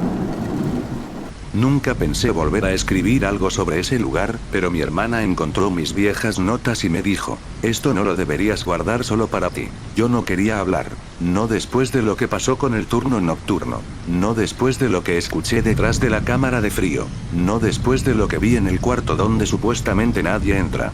Pero llevo años sin dormir bien. Y si alguno de ustedes trabaja de noche, si alguno camina pasillos donde el silencio pesa demasiado, tal vez lo que voy a contarles les salve la vida, o les quite el sueño para siempre. Porque nada de lo que viví fue sobrenatural. Eso es lo peor. Todo tenía una explicación humana. Humana y horriblemente posible. Trabajé 3 años como asistente nocturno en un viejo laboratorio anatómico. No diré la ciudad, pero la mayoría de ustedes podría adivinarla si han estado en un hospital con pasillos más viejos que sus empleados. En el sótano había un cuarto que nadie usaba. El cuarto 17. La puerta estaba oxidada, con las bisagras vencidas hacia adentro, como si algo hubiera presionado desde el otro lado durante décadas. Nadie me dijo explícitamente que no entrara, pero lo entendí el primer día, cuando el jefe de turno pasó junto a mí, vio que miraba esa puerta y murmuró sin detenerse: «Eso no lo abras nunca.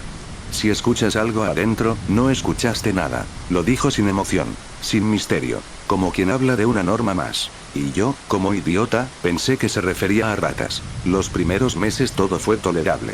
Cadáveres, autopsias incompletas, estudiantes dejados a medias, silencio pesado, olor a químicos rancios. Hasta que escuché el primer ruido proveniente del cuarto 17. Era noche de lluvia. Yo estaba limpiando instrumental. El agua golpeaba los techos metálicos como dedos impacientes. Y desde la profundidad del pasillo surgió un suspiro. No un gemido. No un crujido de tuberías. No un animal. Un suspiro. Humano. Pulmonar. Lleno de flema. Fue largo, irregular, como alguien que intenta llenar los pulmones después de días sin hacerlo. Me quedé inmóvil. Sentí como cada músculo se tensaba solo. No tenía explicación lógica. No había oxígeno conectado en ese cuarto, ni ventilación, ni nadie asignado allí. Estaba oficialmente vacío. Oficialmente. Me acerqué unos pasos. El olor era distinto al del resto del sótano. Más denso, más orgánico, como una mezcla de humedad estancada con algo que me costaría identificar muchos meses después. Tejido ablandado. Carne vieja. Carne que nunca debió volver a moverse. Cuando llegué a la puerta, lo escuché otra vez. Esta vez, más claro. Un HHHHHA. Como si unos pulmones llenos de líquido trataran desesperadamente de abrirse. Me acerqué para pegar el oído. La chapa estaba helada. Y ahí, pegado a la puerta, escuché un sonido que me heló. Una mano. Del otro lado. Arrastrándose lentamente por la superficie. Nada fuerte. Nada violento. Solo una caricia torpe, de alguien que no tiene fuerzas o que no recuerda del todo cómo se usa un brazo. Yo retrocedí sin pensar. Mi respiración se aceleró. Y entonces, desde adentro, claramente, indiscutiblemente: «No abras». No fue un grito. No fue un lamento. Fue un susurro. Dicho con unos pulmones que no deberían existir ya. Y con una voz demasiado desgarrada como para pertenecer a alguien vivo. Corrí directo a la sala principal. Me temblaban las manos. El jefe de turno estaba revisando un formulario. Ni me miró cuando hablé. Del 17 salió una voz. Alguien dijo que no abriera. Él se quedó quieto. No levantó la vista. No respiró durante un instante demasiado largo. Luego cerró la carpeta. Y me dijo: «Anota la hora». ¿Qué? La hora. Siempre que pase, la hora exacta. Entonces no soy el único. Todos lo escuchan. ¿Y nadie hace nada? Hicimos. Antes. ¿Qué hicieron? Intentamos abrirlo. Pregunté, Tote. ¿Y qué había adentro? El jefe finalmente me miró. Y su respuesta fue: «No preguntes por lo que hay en el 17. Pregunta por lo que sigue respirando ahí dentro». Después de esa noche, empecé a notar una rutina. Los ruidos siempre aparecían después de la lluvia.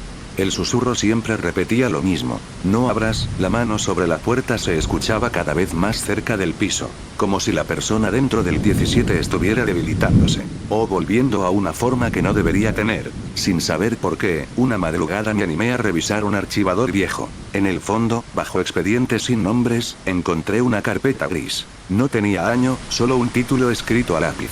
Cuarto 17, bitácora de contención. Las primeras líneas me borraron el aliento. El espécimen 17, a conserva respiración reflejo sin soporte vital.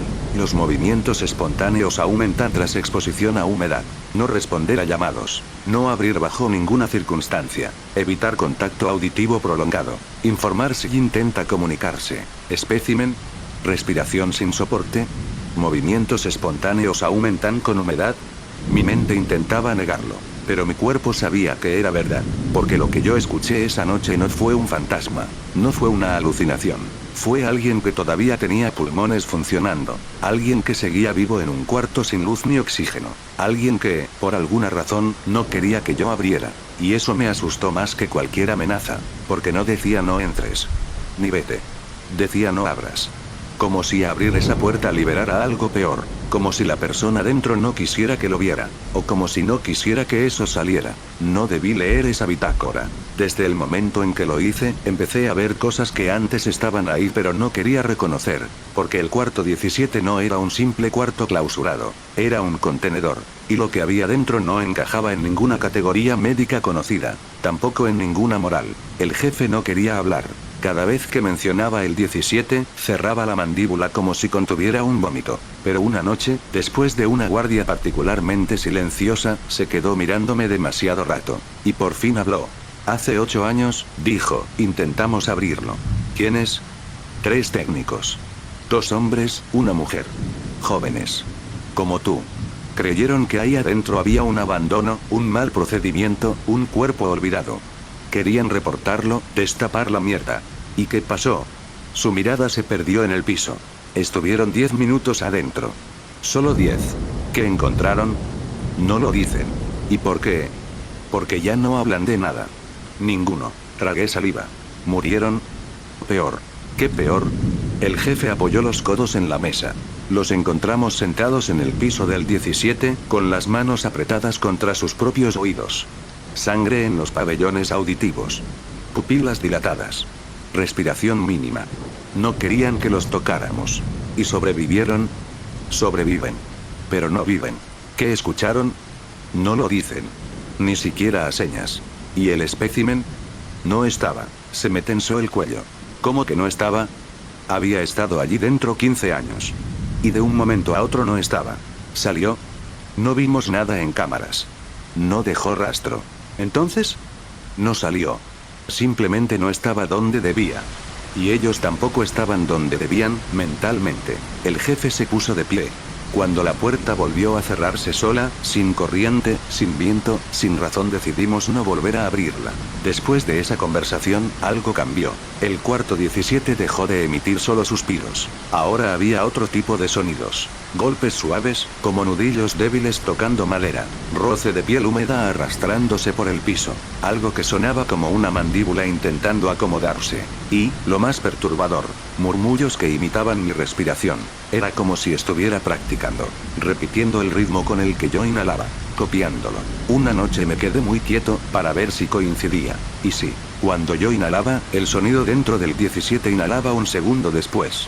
Cuando exhalaba, exhalaba, como si estuviera aprendiendo a hacerlo, o como si estuviera adaptándose a mí. No pude evitarlo. Volví al archivo. Había otra carpeta, aún más vieja, sin etiqueta. Dentro había hojas mecanografiadas, con un encabezado que ya no existe en ningún hospital moderno. Proyecto Resucitar, fase 1. Muchos párrafos eran ilegibles por humedad, pero algunos fragmentos estaban intactos. Se logró reanimación parcial en tejidos avanzados. No se alcanza consciencia, pero sí reflejos respiratorios asincrónicos. La voz del sujeto imita patrones auditivos recientes. No permitir interacción humana prolongada. Había también una fotografía pegada a la hoja. No era clara. Mostraba un cuerpo desnudo, pálido, tumbado en una camilla. Pero lo perturbador no era el cuerpo, sino lo que habían escrito a mano en el reverso. 17, e intenta adoptar postura humana sin éxito. Bajo eso, con una letra más apurada. No abrir la puerta si intenta hablar. Mi estómago dio un vuelco. Intentar adoptar postura humana. Imitar respiración humana. Repetir voces humanas. Entonces, ¿qué era realmente el espécimen? Algo que había sido humano, pero que ya no lo era. Algo sostenido por un experimento incompleto, abandonado. Y algo que todavía respiraba. Esa misma noche escuché algo nuevo. No abras, no abras, no abras. Pero no era la misma voz. Era más fuerte, más firme. Y lo peor, no estaba pidiendo. Estaba practicando.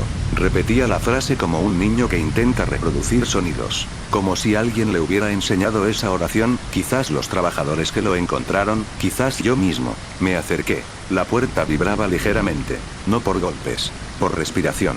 Respiración que no seguía un ritmo pulmonar normal, sino uno irregular, como si los músculos no coordinaran bien. Toqué la chapa. Y del otro lado, con un susurro nítido, perfecto, casi humano, escuché. Tú. Me quedé paralizado. Tú sabes. La voz era como la de un hombre joven, pero distorsionada, como si se filtrara por una garganta que no controla bien las cuerdas vocales. Di un paso atrás. ¿Qué sé? Pregunté, sin pensarlo. Silencio. Luego, algo que me atravesó la piel. Tú también respiras como yo. ¿Qué? Tú puedes abrir. Los pelos de mis brazos se erizaron. No era un ruego. No era un aviso. Era una invitación. Y antes de que pudiera correr, un sonido rasgó el aire. Una mano, claramente humana, golpeó la puerta desde adentro. Pero no fue un golpe fuerte. Fue un golpe de un cuerpo que no debería moverse. Un golpe intentando coordinar músculos olvidados. Otro golpe. Y otro. Uno más cerca del piso. Otro más alto. Como si hubiera más de una mano. Y las voces. Ya no eran solo una. Abre. Abre. Abre.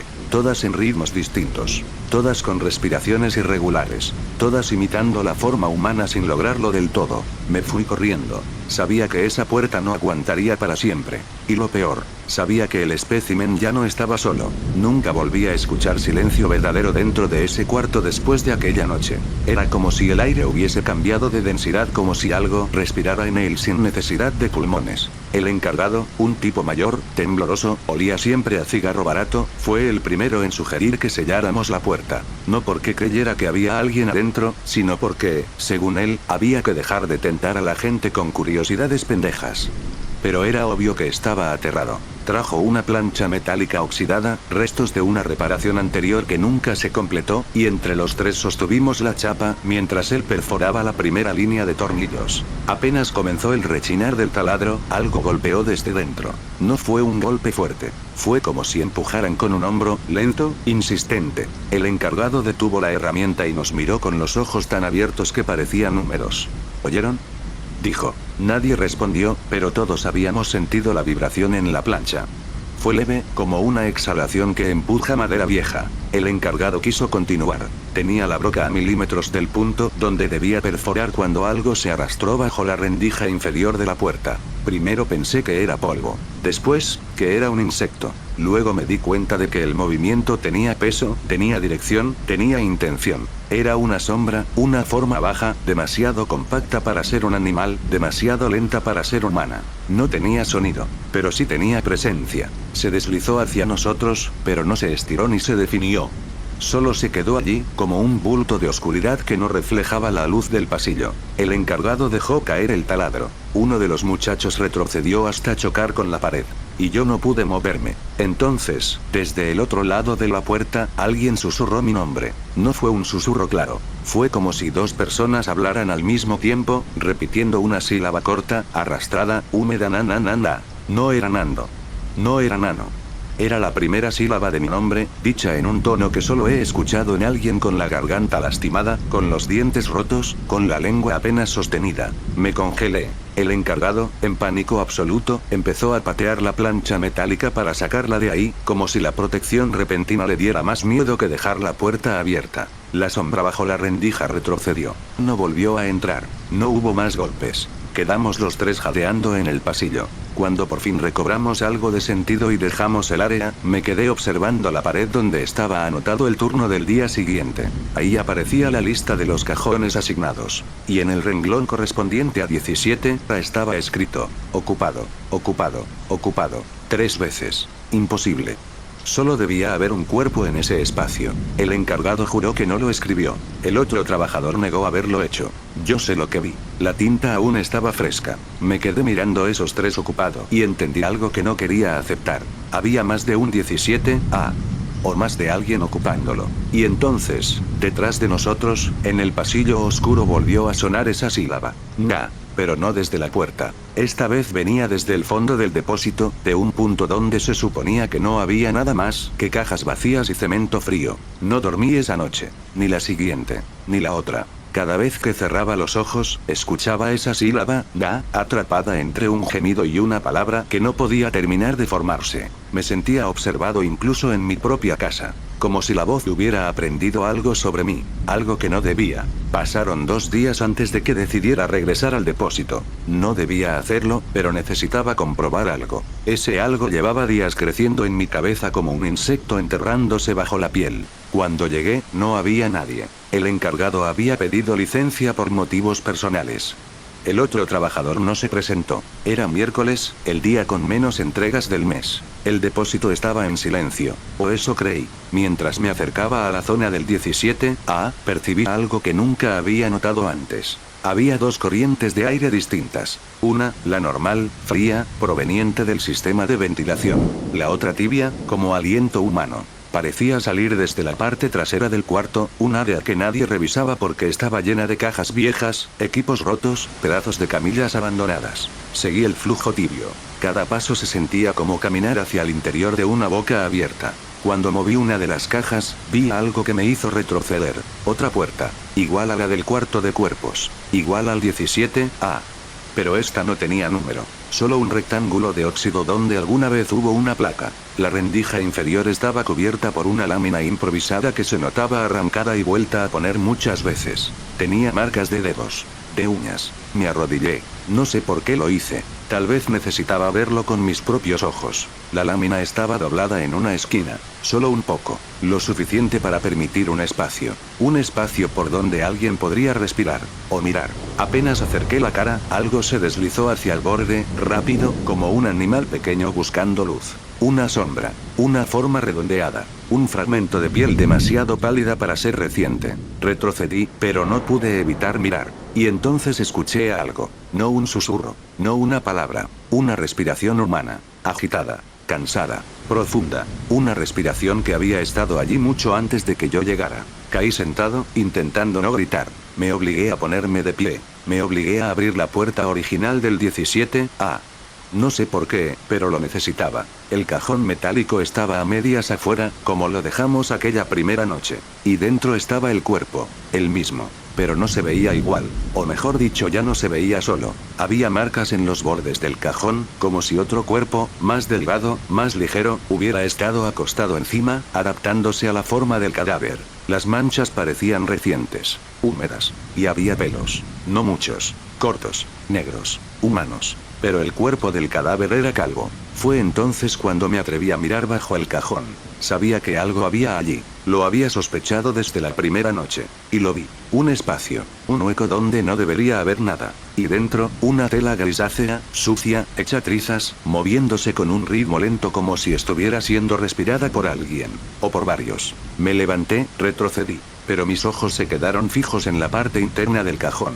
Había un texto escrito con algo que olía a sangre seca. No tenía forma de letra al principio, hasta que lo seguí con la mirada y entendí lo que decía. No eras tú. Me quedé helado. La frase estaba dirigida a mí. No había duda. Porque debajo, apenas visible, entre manchas oscuras, había otra línea más pequeña. Nunca fue el 17A. Sentí un golpe seco detrás de mí. Algo se había movido en la otra puerta. La sin número. La que respiraba. No esperé a ver qué era. Corrí. Corrí como nunca en mi vida. Mientras avanzaba por el pasillo, lo escuché de nuevo. Esa sílaba. Pero esta vez no era una sola voz. No eran 2. Eran varias. Decenas. O cientos. Todas al mismo tiempo, como si vinieran desde dentro de las paredes, desde los cajones, desde el piso, desde la puerta sin placa. Na. Mi nombre incompleto, pronunciado casi bien, como una copia mal aprendida. Cuando alcancé la salida, lo entendí. No había un cuerpo en el 17A.